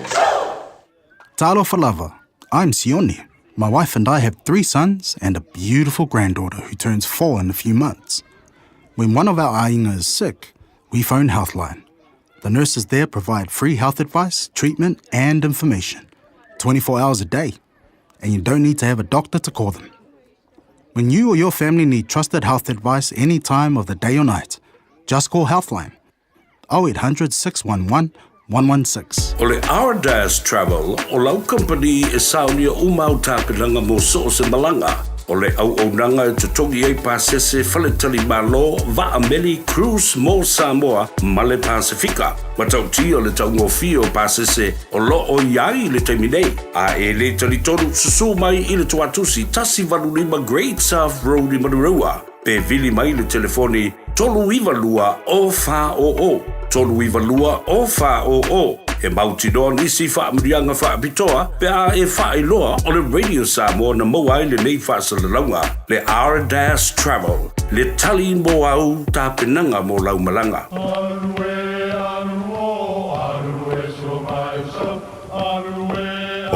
Samoa o le atunu ua mai au na tofi.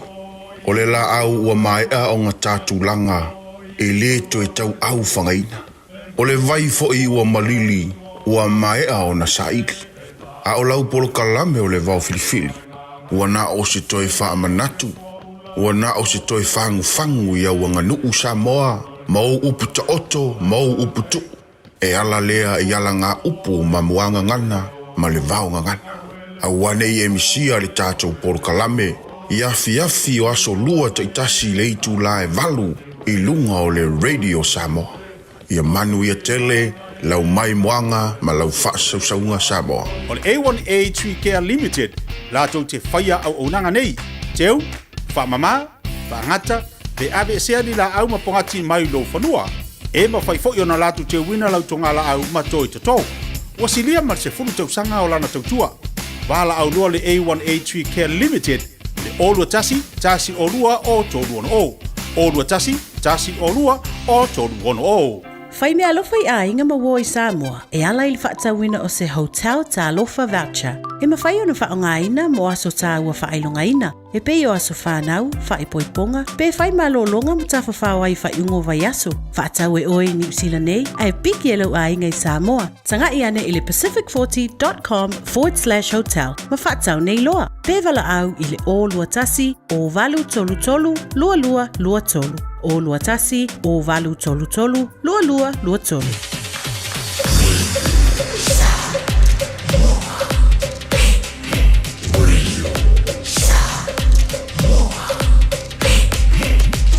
Tasi lima iwa tu, amo.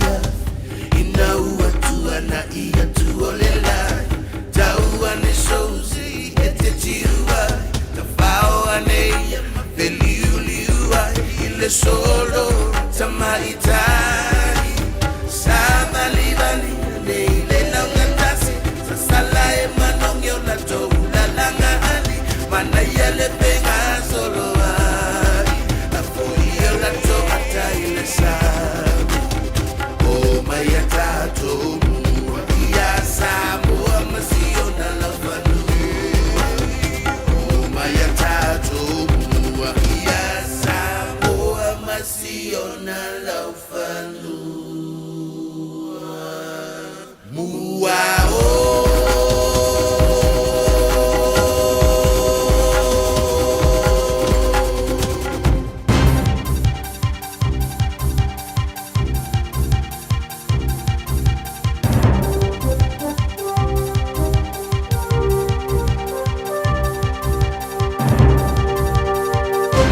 In this update, US Democratic officials are trying to line up a rally with global pop star Taylor Swift after her endorsement of Kamala Harris.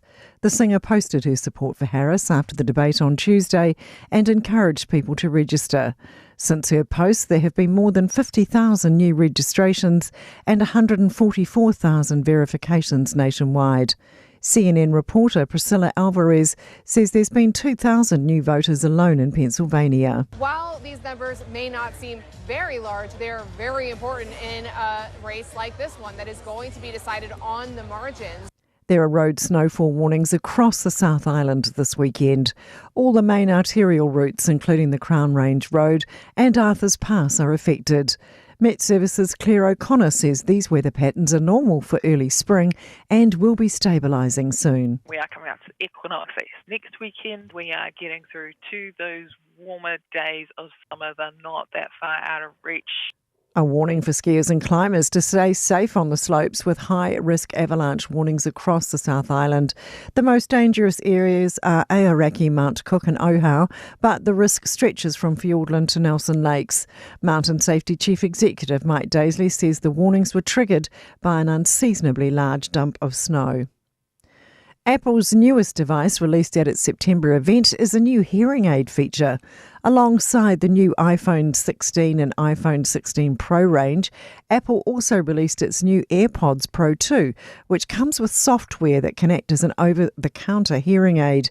The FDA has approved the feature after finding it had similar benefits that those were set up by an audiologist. Tech commentator Paul Stenhouse says the hearing tests are all done automatically on the device. It uses that information to then basically create a profile inside your AirPod Pro 2s that will boost the highs or the lows or the mids or decrease them or whatever it is that you need in order to hear. That's news. In sport, the injury list is growing for the Kiwis a month out from their Defensive Rugby League Pacific Championships. Parramatta's Dylan Brown and the Roosters' Brandon Smith will be sidelined with injuries suffered in the NRL. Head coach Stacey Jones has revealed that veteran playmaker Kieran Foran, who played hooker last year, is also out after ankle surgery. That means a nervous wait during the NRL finals for Jones for any more casualties. And I'm watching it, hoping no one gets injured, and also hoping that they play good footy, and in our final series, the game goes to another level. An extended squad will be named at the end of the month, with the first match against the Kangaroos late next month. Commonwealth Games Australia is offering Scotland a multi-million-dollar investment to help save the 2026 Games and Glasgow's potential hosting of the event. That's sport. I'm Sandy Hodge. Radio Samoa. Tasilima Ivatolu Amo Radio Samoa. Tasilima Ivatolu Amo. Ladies and gentlemen, I give to you DJ.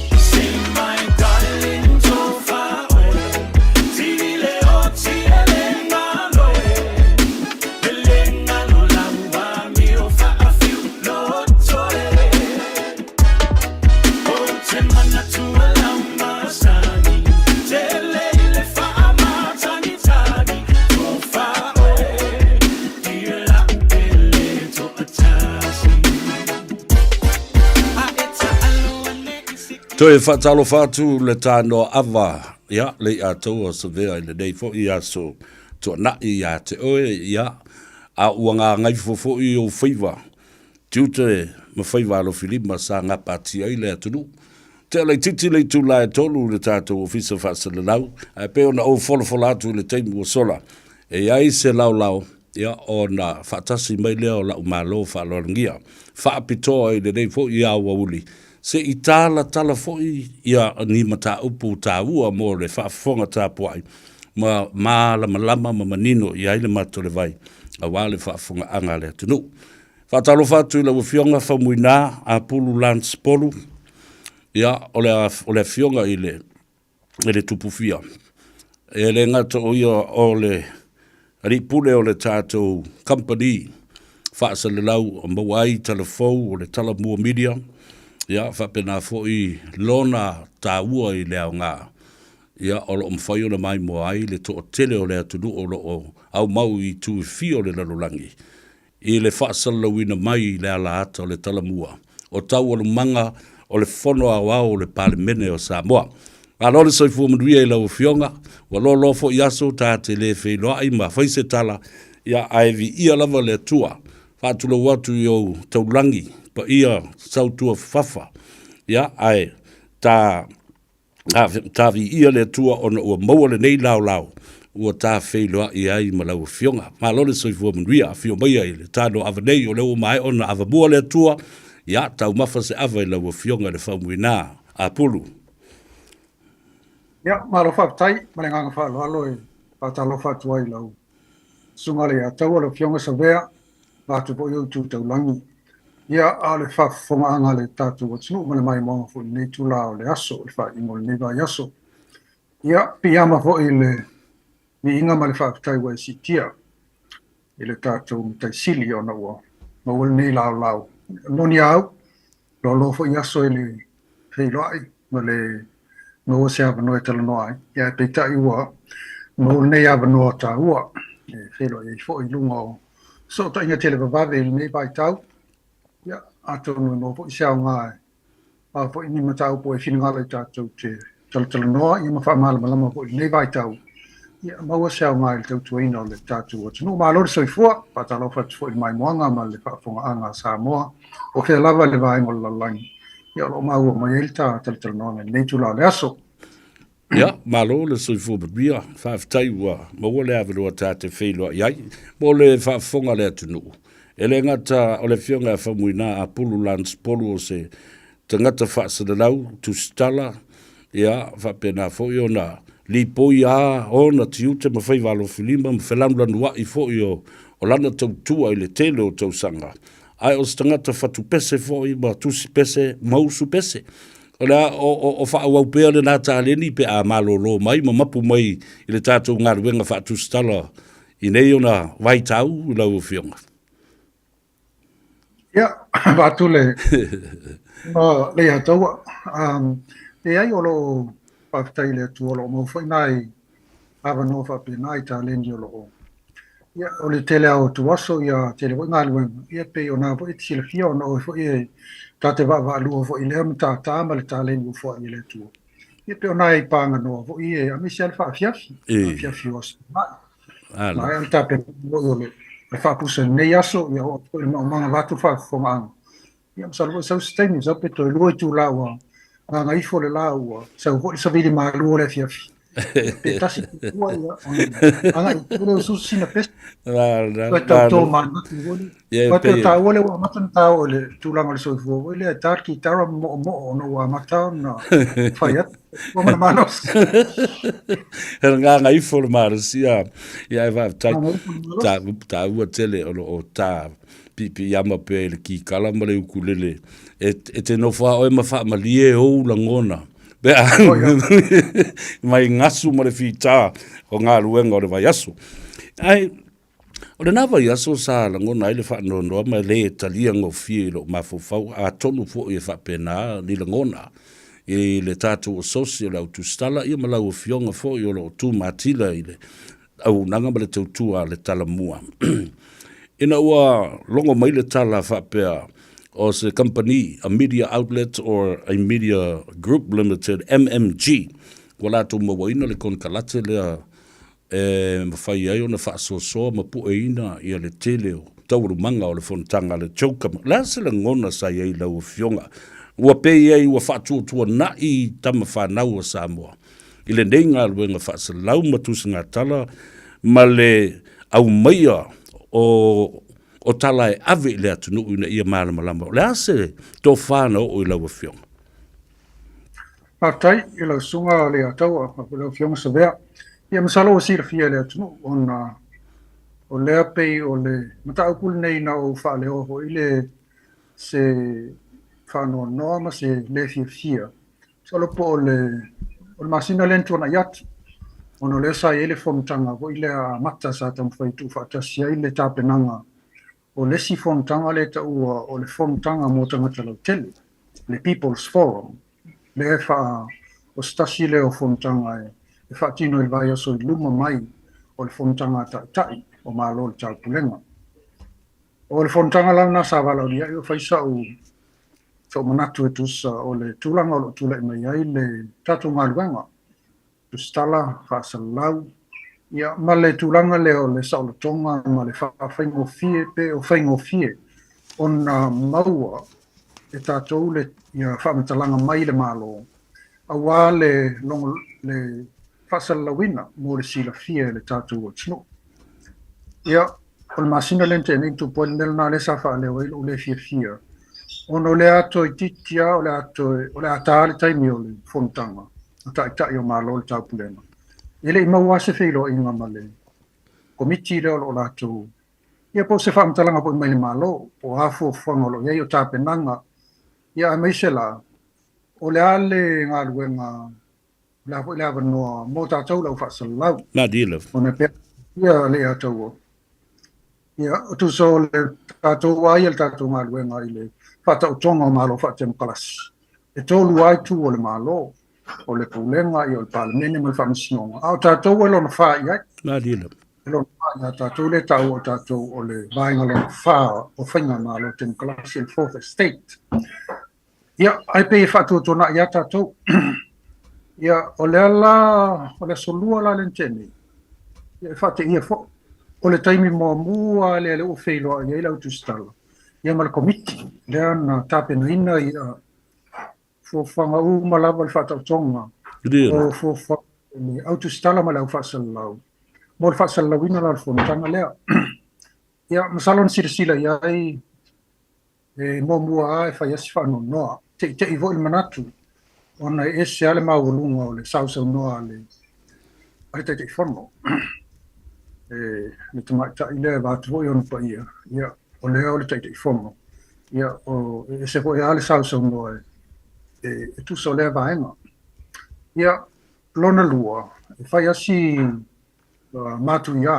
ma le malolosi foʻi o fofoga o tuuina mai e foliga mai ai matoa faasā le faatapu a le tatou galuega e sa na tatou e tapuʻe ata e sa na tatou o i fonotaga tulaga uma ia ia maʻamai ai la ma le tulaga lea ia ua ave atoa le faasalalauga o i fonotaga i se company mai fafo lea pena e taʻua le ataua ia ai toe toma anatu i taaloga ia sa fai le vas pasifika le hoʻi sa talimālo ai Samoa lua fesuluiva e pea o le company foʻi le tasi le hoʻi sa ofia ai se tasinave minista o le kapenete lenā taimi ia manisi o latou paaga mai fafo se le uloa la le taimi lenei po o ai o loo iai pe tonu o le company lea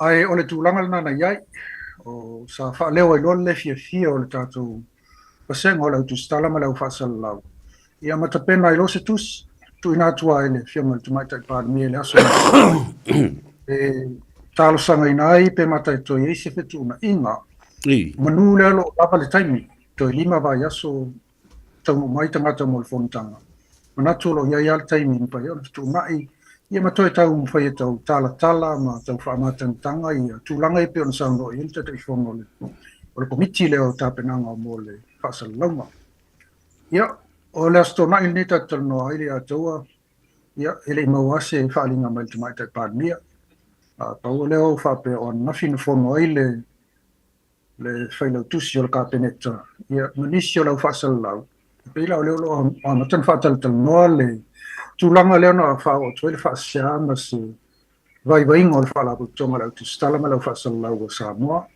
ia masalo po lea vaiaso ua sau se suiga ia ae tulaga lana o loo taʻoto nei mataupu ae mo le silafia ia masalo e le o maua e le komiti a mise foʻi le i latou o loo taiuli lenei vaega ia pe ua fesootaʻi mai i latou pe e afia tonu le mataupu lenei mai lona toga le laumua o Peretania e mese i latou tonu o loo iai tonu o le ofisa e failautusi o le palautoga a le taupulega le Commonwealth Secretariat ia o fesootaʻi fola ma le vaega lea o le autusitala a le Commonwealth Journalists Association lea o loo auai o te auai o se tasi o sui o le faalaputoga lea masalo na aʻu a le sui mai Samoa nei ia ia na aʻu e foʻi le sui mai atumotu laiti o le vas pasifika o loo tonu faalaputoga lea lea la salai ona ʻu auai i le tapenaga o le fono lea sa fai o le People's Forum lea sa tapena ia pia i le masina lea ni tenei pei la le ua amata ona apa mai latou ia ona e faalogo mai e vaisi matuiā o faisi matuiā o tapu ia ua faasalalau atu ae pei e osaga tonu e le o taʻoto tonu i tapu ma faatulagaga o loo faataoto mai ele ofisa le o le failautusi o le lea o loo faaogatugi i le failautusi o le faalaputoga a whaururunga o ngā lolo tāpulenga o Peritania.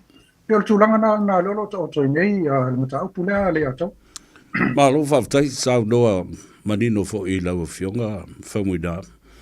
E le langona whaano noa fo I o te pi ama fo I ma pi tia lo finangano. Awa o te talitonu. O le vai taimi lea na whai ai ia ta'alonga na ma whaasalawina. Ai se ua le ui ai ala o le tendering po o le whaalawi loa ma whai se peia o konkalate o ngā ruenga fo I lele. Tender contract. Malesi mea, mo le tātou lava fo ia a socio o lau tustala ma lau whaasala lau. E le tau I se mea whapene o se company mai whafono mai tapu lea I ata tau a tama whanau o Samoa a umanei lao na o la ia lea. A o ai e apa ma tapa ia le tunu ma Samoa ina ia ave le tala I o tātou tangata. E sau noa le tū lea. Sau le sau noanga le atua. Sau le whaingo fia o leo te maho fau ia I la tu sa otu. E whaina elo le sila le. I la tō ia ma le malo. I le ngā luenga lau tu stala ma lau whaasala lau Samoa. O leo su atu nei. E le tenda inga le se tenda. Whaia. A le ansau no mai le whailau tusi lau le kapeneta. Le whtalainga I anga fili. I talatuan nafi. E whapena tenda. O le ala sa ili atu. O mea uma na tenda o le whamui moel nei o le whono nei o le jokom. La o maua. Ai le isa tenda o le vaenga le na iai. O le siwa lai tū le ufta maua sa vea ta ua le whaafonga le tunu I malau whaafonga angavo. Le wa umaua. Na ofo atu e le teitai whono. Ma le komiti lea o le whaasalaunga ma tusinga. Le media committee o le tāpenanga, a Samoa. Na ofo ngā ruenga lea I le vaenga leo whaasalaunga Australia, le Australian Broadcasting Corporation. Ona walongo mai mātou e stasi to tonu o le whalako tonga lea, na ofo atu. O le saunoanga le ABC na whai I le tātou committee lea, o le privilege le nā, o le host country. Ia. Lai sa o le lei o le mea leo le ngā ruenga lea. Patino ia tātou. Patino e tangata I ele to mai I to tonu o le atunu o lo tani malo. O ne whapea o le whono talu waisa whai tonu o le atunu a Felika le Rwanda. Sa o iai le, sa o asesifo I le atunu lea. E whapea le tūlanga na iai. O le alafto ambau nei, na o ofo I le ABC Australia. A lefto ambau nei vaenga lea. Nono winga na umolona ofo le ABC. Le tali mai le ABC la tau te whaia. Ai o lo ave I le company lea. I o leo lo sa I le pepe na I se tenda. A lea le maua. I le se tenda. Wa o te mana tenda. E te lea tatu tamwhanau. Ngawhatia le whainga le tūlanga lea. Ai pei le ana ula fot watu le upu e whai nelo le sila I la tau ia. Wha pele mwhai am tātou whatino. Ana ngā ruenga lolo tātou whai sa uma. Ia o le situ, e wha whea na tātou won e whai pia whai tātou e le seawa noa e tu ina mai. A o le ia tātou le tomai. Pau a le mai a tātou e vai le titi. O le tupe, whai ana whati. A le olo ia tātou le tomai e na whai e nei mea. Ana wai sila fia sa vea. Whai ngō fie ai le taimi lea o tātou whai paanga ma tātou paanga I wha.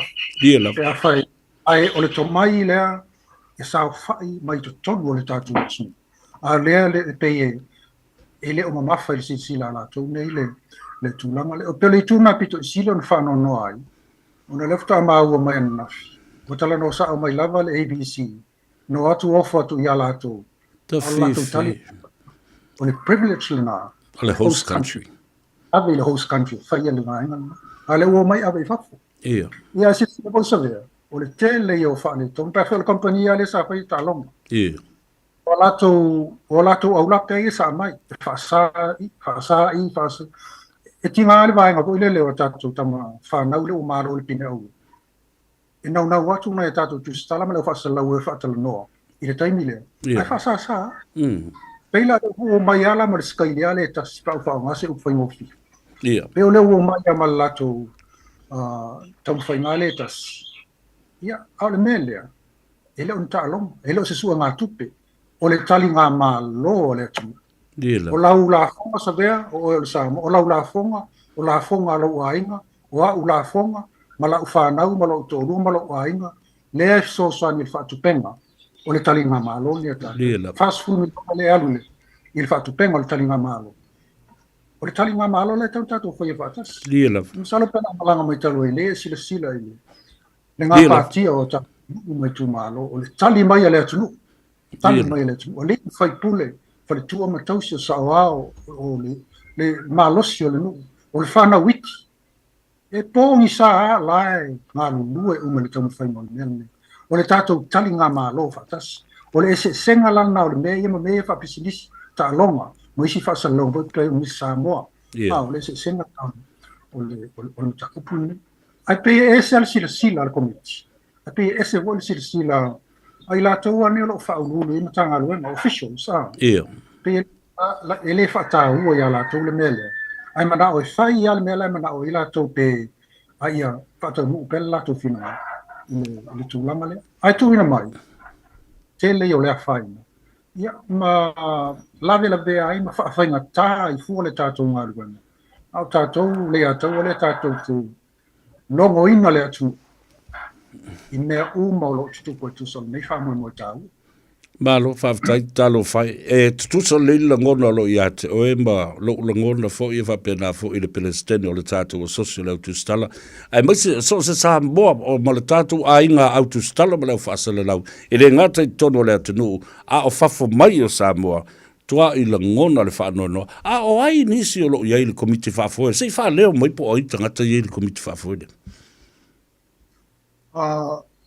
E paua o tele ia i le aso le na whai ai le talnoanga ia o tete i whono ia o le fionga le a le whaoli toa au nua e hoile le sa vea ma unanga hoile o le pule whaatonu le regulator i si vai tau ia ona ese lea e le whai ngā malo sa iai a le utoe watu le malo leo lo i nei ia ma nisi la o le media le malo saval o le vaenga le vaia le malo ia ma i la toula i le o to te la i la toula le media le malo ai silsila la le atau el tulanga le waine ia fe el tulanga le ufata auto mai pe on sa volta i fone ale fauli o le ua avetasia le pulenga ato i le media le malo to ria vo o le fauli o io le pule o le fala o le tanga luenga le o sota ima leva ia le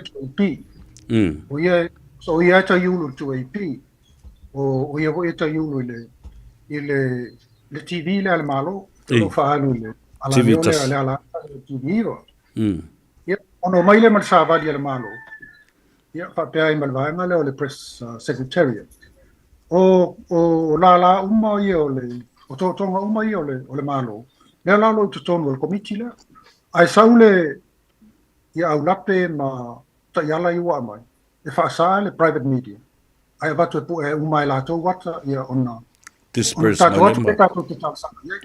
ai mana usia let's say va pe uma ne le tala ngole fontan ina la tu le tar sana ia masalo after ava no apole ta le valuna ne le fia ia ta mo mai le ata wa le mea na le tu la i mai le taimil nei le ato i le tato fono le parlamento e na o le vaenga le malo lo la tuta e ata ton ato me ta le tu le sila le fa fonga le tato e sa la base spuet ona la tuta me pu niat ia ai mana o la i se ata o le o le fino nga atu le popo mai mo se sui ia forse fino nga tono il parlamento ia na sa le fatali il taimi ia ma sa fta mo le uli dua tori tu la pe fa mai ia na tsi le fiel tato nga luenga le ato na uma le tatala le fono sul 5 minuti wale le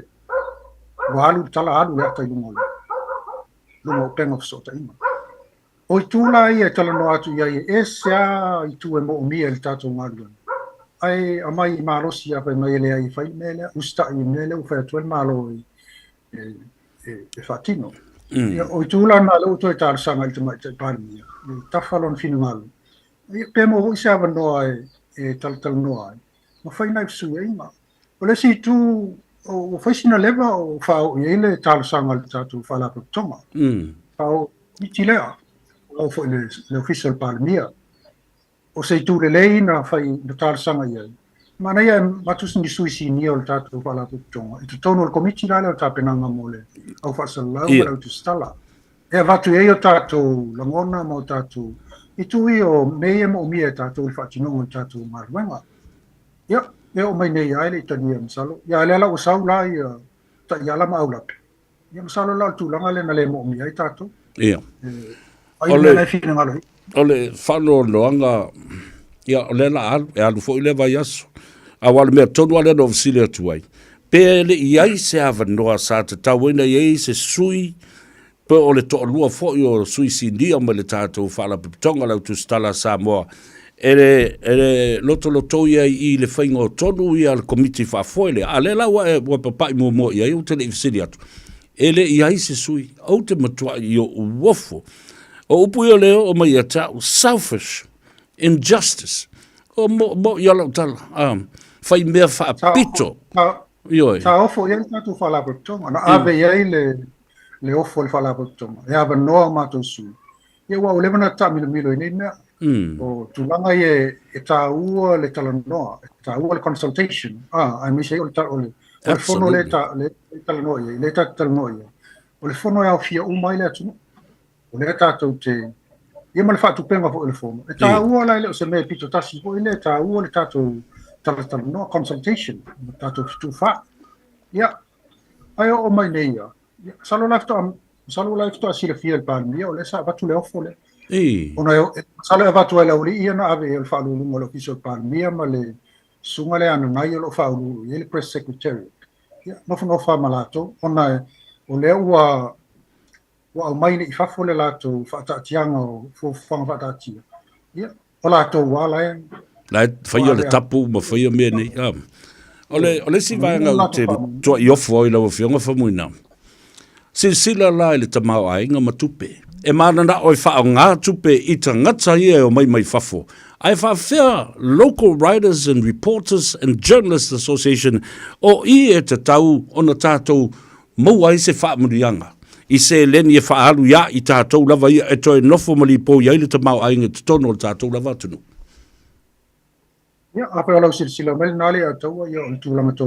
na le o le ata tonu wana le uta o toile le vainga le o tula mene. Muna o whaadu whawha tupe ia e mnofo peta to nei ma leo se mea. Ai o la ufoi vai ai. O le tele fo io fo le foi pisinisi. La foi pisinisi fo in talano ia i nei vai asu. Ele ai ma se fesota ina. Na le o afai mai o lau talano le foi pisinisi. Ia a tira fia me fa penei le ato. O le tele i o le avanoa le ua mai. Tele le avanoa. Mua tātou tangata e tau e ona. A me se lau fai business. Ia. A le ato e lima vai aso a mata le fontang. Ia le fto a mata fai mai o le talano i ai, talano i ai. Ia tālo sia i sa talano fai staisa fai business. Tele le tātou atu o nafi. O le tali a lea. E le ai ma se si o sau fai mai. E fia. O mātou wala lai fai a mātou o ka māsani. O rono winga. Aki pe a fai ele si oki me ai temi le o le fontanga. Ona o fai pisinisi e pito i te tele o le a mai o loa mai fa. A le ana ona ta'u o fiso o tai mai. A le pune le o le kompani le ana fa tal noa na. E ima se fiso o tai. Tal noa tu foi nai pisinisi lai ki voi pe o pa ma fale enga lai ki tono le taulo. O le tulanga le. Ona wingo lai fōringa mai e fai ala tu tal noanga ai le ai se so ta inga ele so ta I ai matauli o le vaenga le pito sili ona generate le tupen e no mo absolutely ia o leva no ilo e fai ta to le fon o leva então te tala le ava no ma fa ma tala I te ngata ma le fi business ina ia fo ma mau ala tu o ka ma lo fa pena ina ia wone ia sa le lava sa ai ma se fo ina fai fa to anga o isi o lo e anga I mai e fai le sapalai le ai au te nofo ma le wha noa. O lea la le mea le awhai nei, i o tātou tangata. A whai e whaasalalawina e media papalangi, nai ta mai media le mālola i mwhena la tau whaaleo ina ma tala ina le tātou ngangana. A lea whaafewhea o na mālama lama le tātou atunuu i upu, mata upu ia o lo tea i awalanga o le luma nai le nai a whia i tangata uma o le atunuu lau whionga whamuina. Ia le tūlanga na, le tūlanga na leo o nau atu ai pēa ma tala noa atu le. Ia ua hawe le tālasanga i te mai tai pālimia. Ia tālasia ia te whaale te wala ia ma whātua whaala inga a le tai o le atunuu. Ia matoe sila manu leo lo ia le taimi. Ia. Oro ia le lava le taimi whai to e whai le fituna inga. O leo le tusi wale na awe le te mai tai pālimia. O lai awe le whina ngalo le atato o whaasala lau ma lau tūstau. Ma tau po isi Samoa o tana tanu. O le fa o le fu ma tau te nau. Ma tau te fia tangata o ma tau le tani ngama. Le o atu fai se mea e ngā se pe a whai le tatu tani ngamalo. O le tatu tani ngamalo fai fatas. Nono winga. O le fu atu lau tu stala e fa tino le lato pito lao. Ai pau ale me fa mole ia whai ngō fie. O le mea le mai e watu lo tu stala ia latu leo ta ofi mai pe o tua fai mai sa o sa le au tu stala sa le au fasala e la wata ta mai mele e tu langa na e na vot sia fie le atu e sa u lo to inga tali fa pena ia o le tali a fai lo ia ona fa le to mo ila le ia le na ia pe la tu langa le tu lai mai ne e te lo le si upu matautia ele tale longo ya matalfon ale wa matan pisa ia taluai le ona whaatalo noa ma whaata oto I fuafuanga tau na whai a waleva na o whaatu le tātou soani matu le tātou tau au meia mātou te mōmia e tau I pele ai ia a whai mai fo e le tau ia ona suia I leo tātou o le naunga nā sai ai tala noa tātou whe mālama mai o mātou mātou le o te whaaleanga ni mea ona pe o le lato mai tau le na e tau lola o tu stala fa pe o le fai kala ke ko wa ma ai ala fon fa le tonu fa pena ele fa pe tau te o fa tu puni me yo o me la to te fai o me fa le tonu la tu mai o me na tau te o li poti lo no winga fai tau te le fa tu pu ringo fa le tonu la to le tau te o li poti in mol sil fiele le me mata nga fo le lo fe ngo fa muina pe o tatu toi fale pui pui a tātou I to tonu lava le tātou atu nu o mai mea te tau na tātou sa o le tong. La leo ngau le upo le freedom of the press a o leo wa le upo sa o la leo te watu le te mil nei lau fionga tu stala si nia fo o le tātou ngaruanga. Exploitation by our own people. Io e. Whaia le nei whai unga whape nei ma whaapolonga I o tātou tangata pe o tātou o tangata ese. Le e o mai e tau aisi ma Samoa. I se whaamanuanga o le I e te tau o na tātou, we should have a piece of this. Le lau whionga whamuinana o mea ti ngālo to I au te talo I maua le to whi mali e fo I lau whionga o tau o tātou senior members o le tātou whaalapuputonga lau tu stala ma le au whasalau. O te whia whasilia tuai le si vaenga lea. Langa sa whai le taimi o tui le epa. E ti ngāna pe pero ma se me e whai o tui le epa e sau ai luma. E sau ai whai lana whaatala noanga. La o maile ngasu, la o maile, ai sau atu le epa. Ai sea mata o le hasau whaalongolongo ma sau sinsina po le almo ua le mwhai e o na whaau pea le nā mea ma le tātou. Ma le whionga le sa whaapito ma nisi o minsta. O lai le isi minsta le o mai a iluma ma. A mai le lātou sa vali le tunu. Ia whaftai, salo nalo e silafia po I le ataua. O le whailonga ino le aso i le o le autustala ma le au whasalau ia me le antona ia. Ia sa ave ia iluma se tālsanga le au whasalau ma le tato wala po tonga ma le autustala. Ia tali manino po I mai tai pālemi ia. Ia o lato e whaawau. Ia e pei o lefto o lana whasalonga mo mua le ana whai. O le lau iloina la le o le polkalame lau tele. Le o whata o tomo le fono ne. Le pe tolu vastal wai le sa whai ai. Ia, ma isi ana whaatala noanga ia na malanga I whafo whai ai. Ia, o le ala tō manatu wo. Ia, masalo o le whingangalo ale o le tumaita I pārmia. whapea tūlanga o lo iai. Ai moni au, o tuila e, ai mo ia. E aru le fono sau wala au, i whamtala le fono na malangai. Ai mese la le telefon tangata, ui tula e tunei tai, telefon tanga le lua vasta lua e ta. O le forum. Le tatu i tūlangi nei le Vice Pacific. Civic forum. Le o matau pita, ua lan tala noa. Ia na ultima i tai pale mia na malangai, ia lai na ui ala sila kia mena tupuai. Paua mei e tate tau malama atu ia. Ia mei e li poti mei isi wa le spasalau. Au le tele o matau puia a fia i ole. O le tau, climate change. Tūlanga le na wai nei le. Trading. O le ua o mai fafo a ese le Vice Pacific o ta ula le Indian Ocean le mele wai tato. O tūlanga na pe o le o whaonga le Vice Pacific ai. E toi whitau wa i malo tele ia me sile vale o Amerika ma Saina. Ia, ai pe iu tia toi to tatou lai te pe o Amerika o lan tamale nei o Australia ma New Zealand. Ia. Pe mata upu tau na. Ia, ai le o ele isi si o malama i ona ele o no wasava no e sili ai le tuma tai parmi tu so ia tūlanga. Au le tūlanga le na e sa no i le atau. Ia, e tō manatua o le fontanga le atai o malo le taupulenga. Atu e tai tua ho ia. O le talafaso ma le talaanga. O mei o pulenga whakoloni. O kolone i o Peritania. Iaso i o tuana. Le ana whakolone tu e tātou e awala mai a New Zealand. Pei lau le ala toi o mai. E whono mai i nei.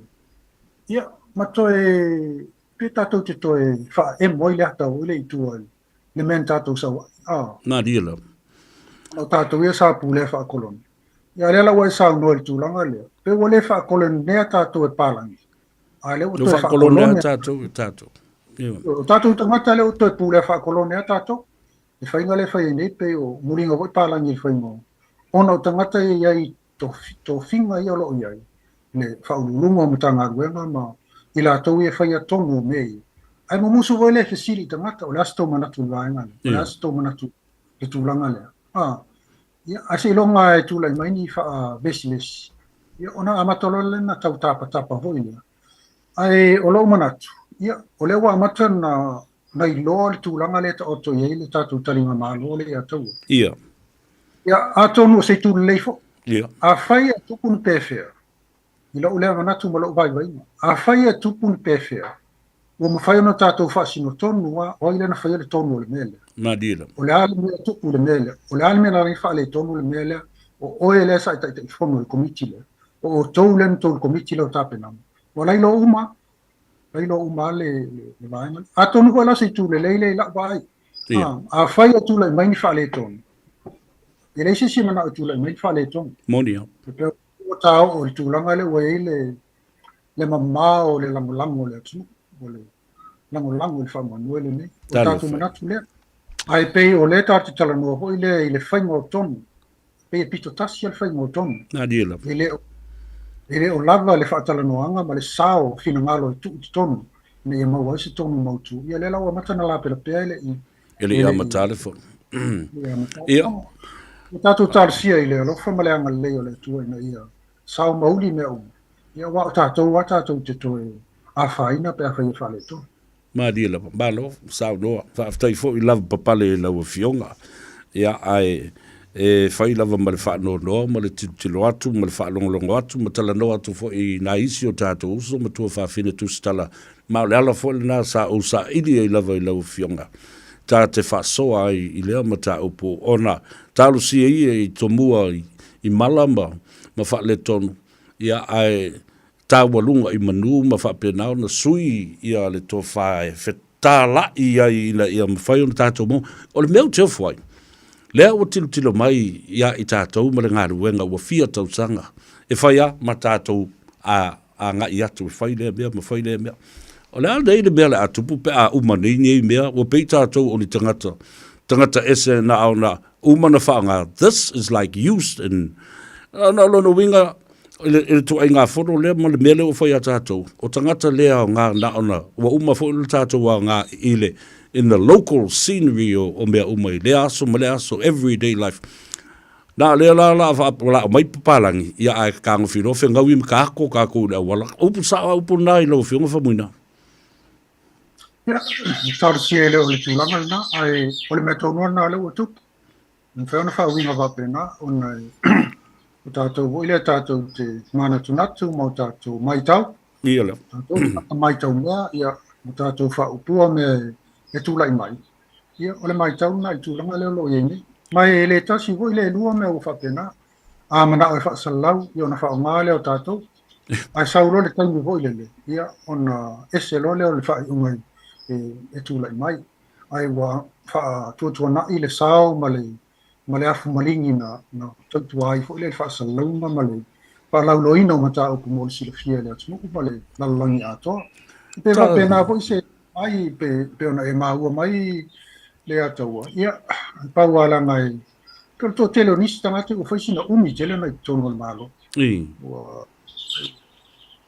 o me ai na sawa i yaso ia la e algo ia o me le o ese le tulanga le o se la sa fa peta ita ai a sui le whainga malo na wha penala ia lea ona prioritize fo i ma whaatulanga le lei, toi whaatulanga le lei, a wā o tangata whainga alwenga, o ma a mau o le malo e le mawhaina furia, e sui pūlenga i lea taimi, ba lea taimi, a o tau ia, e ta tau, o tau whale mau o lea tunu, ma le malo e tu atu iai, ma sui ai i o lātou winga, ma wha le lei atili, tau tua fo i lea whainga malo, wa tula i mai nei, a le vavai atu, e sui le whainga malo, a le ae wha pēna mi o istangata na o mai lalo, the old regime o le toina.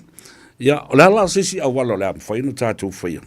Ia, manatu le ata se e se ai me le waitulna, tātala no, mamoli atu le ngang whaaftai, i tau le manga le whano o mamoli mai whafa mapu eina le talamua ma lau fionga ma le au whainga alwenga.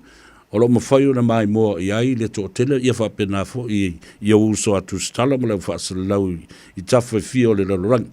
Whaaftai le whaatautonga mai o le mata upu e winga i le sunga i a pali i pānoa. Le fo i la ua manino le mata le vai, ta oto i panga le nawa enga. Ia, oto i nisi i wha le tonu mai tonu o le tātou i lau tilo ma lau sila i le tātou nupi wha. Ia, la watu wa e whaile ngā ruenga. Wa wale mea, ia tārusia sa isia o ngā o le ako i pātala noanga na whai, mo le sila fia le tātou atunu.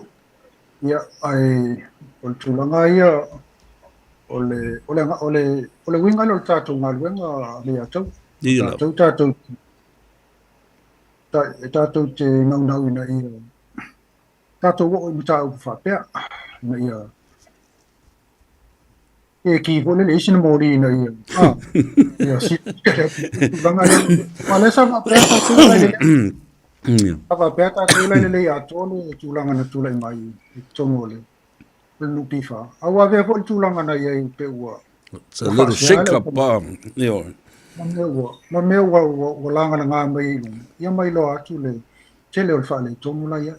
O le simta au tulai mai pe lai o e famsino.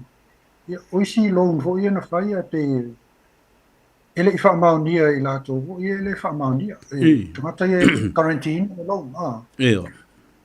Ai awa e tupu le mea o leo a fia i le. O leo sa tautua i whafu. Au te i whaalonga mai o quarantine. Whao ngā tu lona ingoa.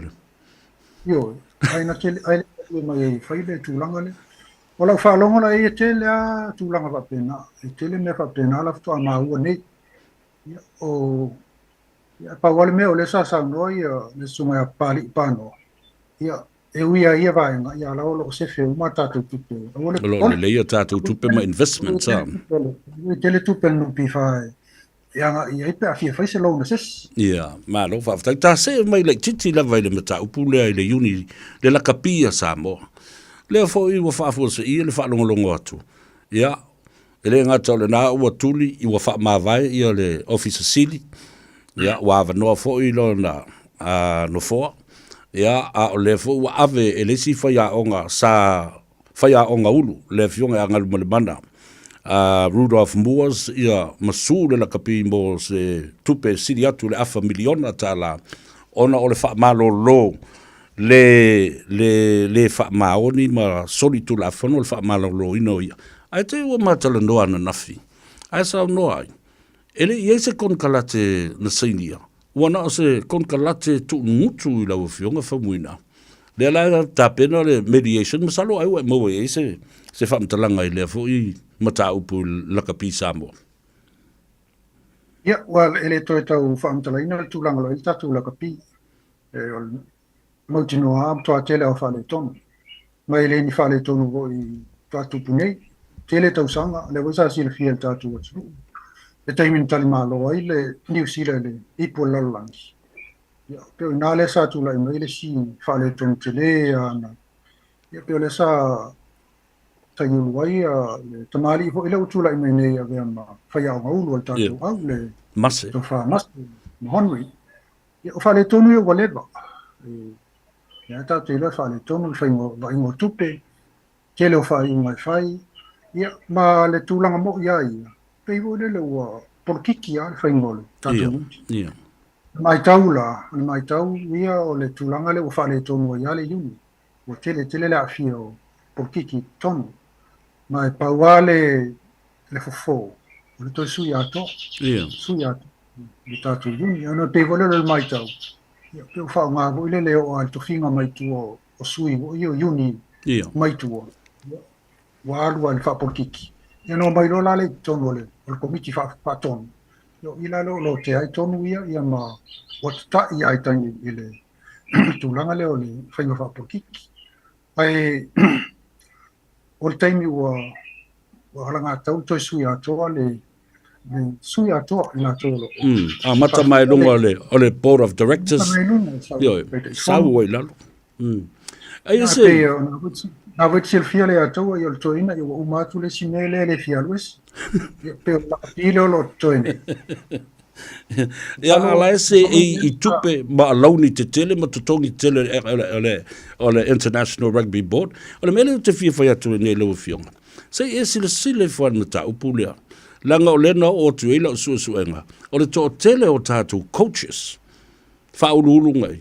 Ele i o nisi i le level 3 e te tau wai o na entitled be anga waa e a vea o se international coach. O le ngā le otu ngapa mai le level 1, level 2, a o le lawa e sisile nei. So se international coach e te tau o na o lunga level 3. Ma ia aloa, ia i lea le tui natu, ia i o se tofinga o le international coach. O le process alna e tona whai le yuni. O tātou, o le ua vea ma vaenga o le IRB, le International Rugby, o pole World Rugby for. O tu unga ia ma le process le, a whai o le level le tau na o ia. O mea koe lana e tau na whai o tātou. A whai lai le o ia tātou coaches. Ia lo no inga la le palua wha a Samoa, o le tātou. E o le whai lai lo i fua ma tūlanga o le o tātou. The outcomes o mea umani. O ina le o lo i loa i le. Nono inga, pea no tau, e te le alfa le tonu lai tonu. Masalo e se longa i sui ato. Ia tātou loa le o le loloto alfa le tonu lai tonu o tātou uni la kapi. O se tālonga e a wetsi le fia. Tau te whai wha lei. Ai me se o le au e se tātou watunu. Ia ma le telefo i o le mitamitanga o lo mitamitai a tātou walo mi whanau ma le tātou watunu.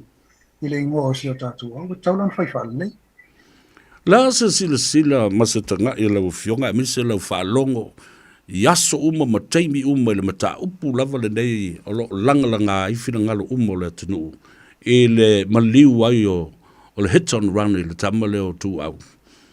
Tele tangata wa fia ai maise o lau sila lava oi e le mata upu nei ma le va ma le komisina ma le leo o su enga investigations. Ai se a o tuai o le maua study.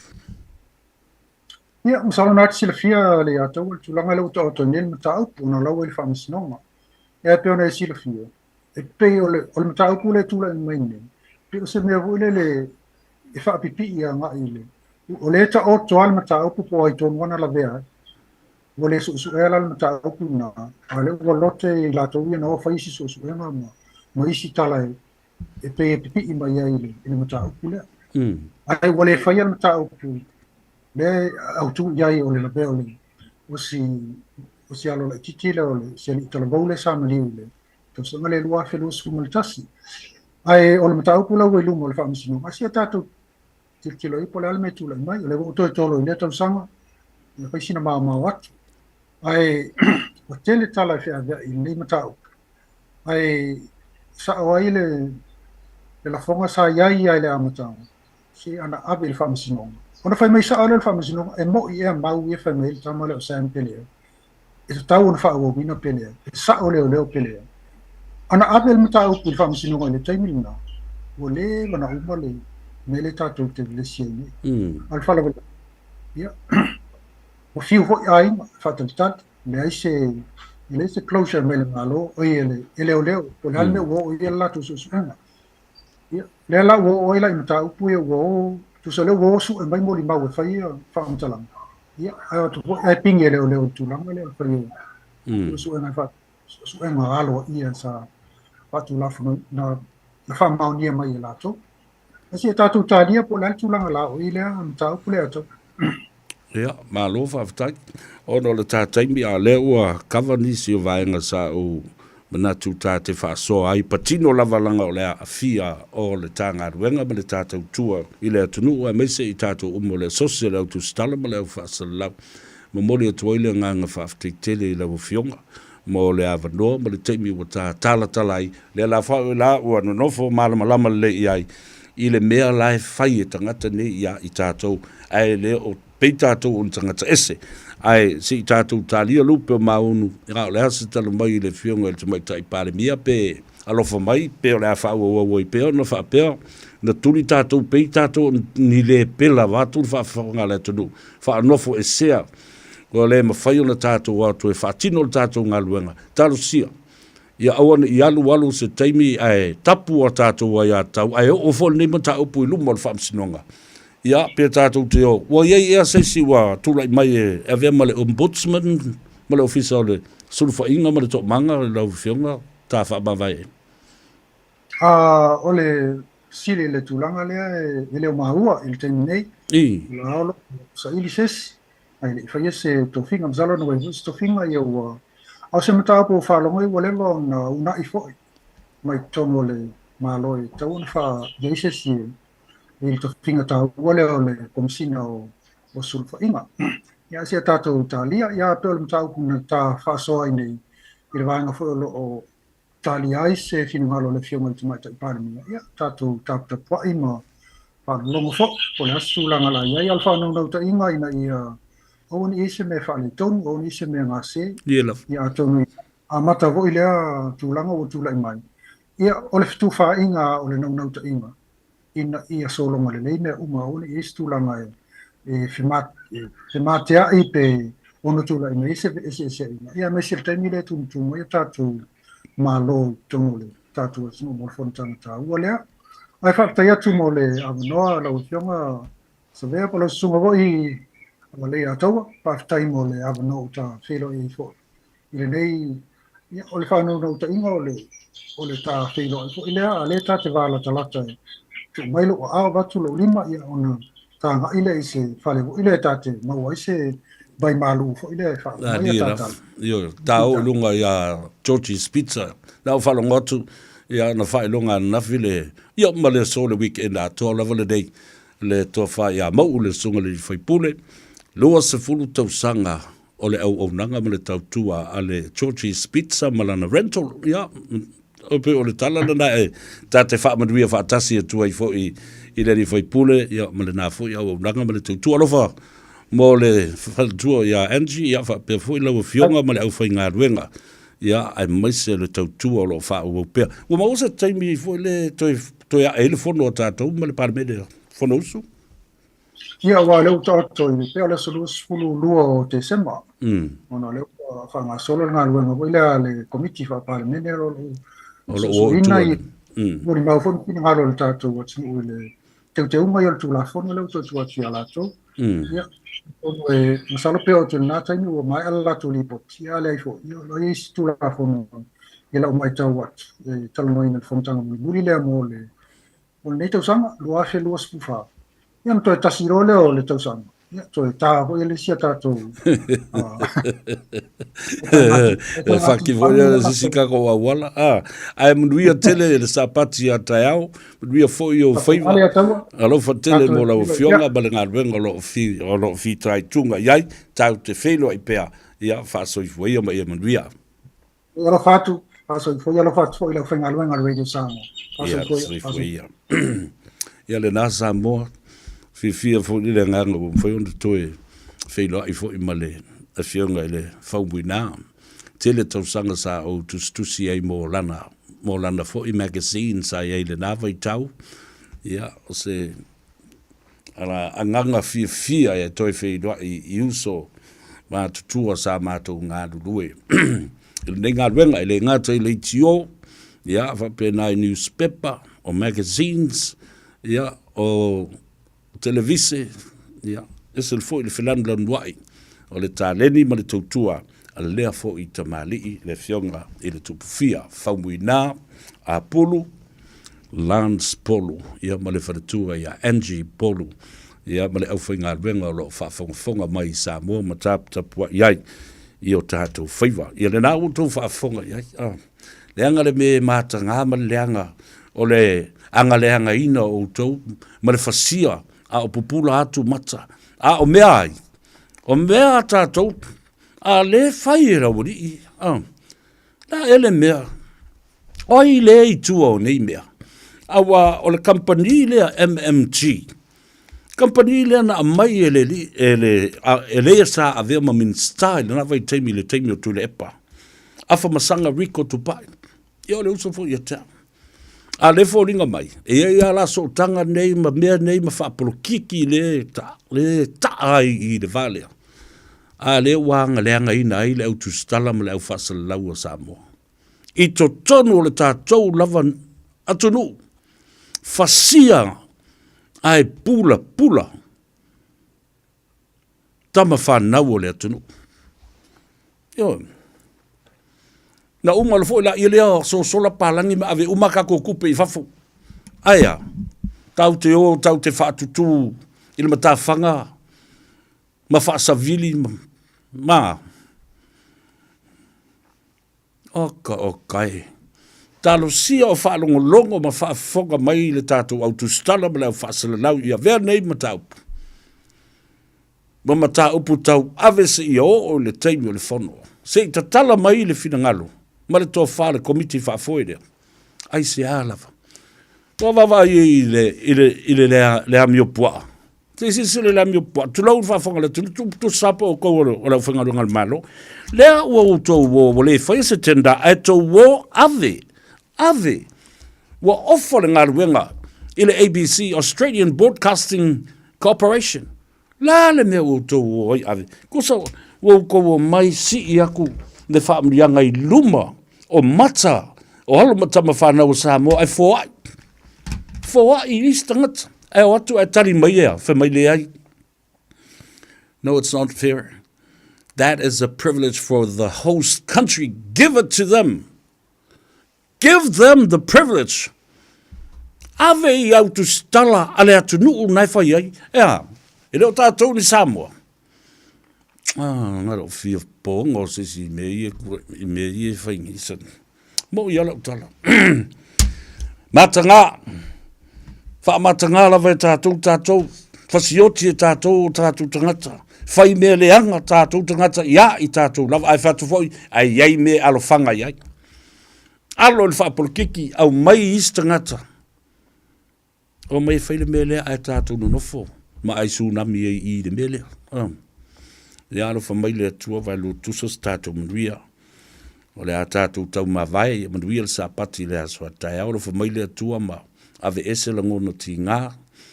Wha a mamai. Oni a vele se ma mea ma mawhai atu. Nga o mea ke mga e whaapuka i se...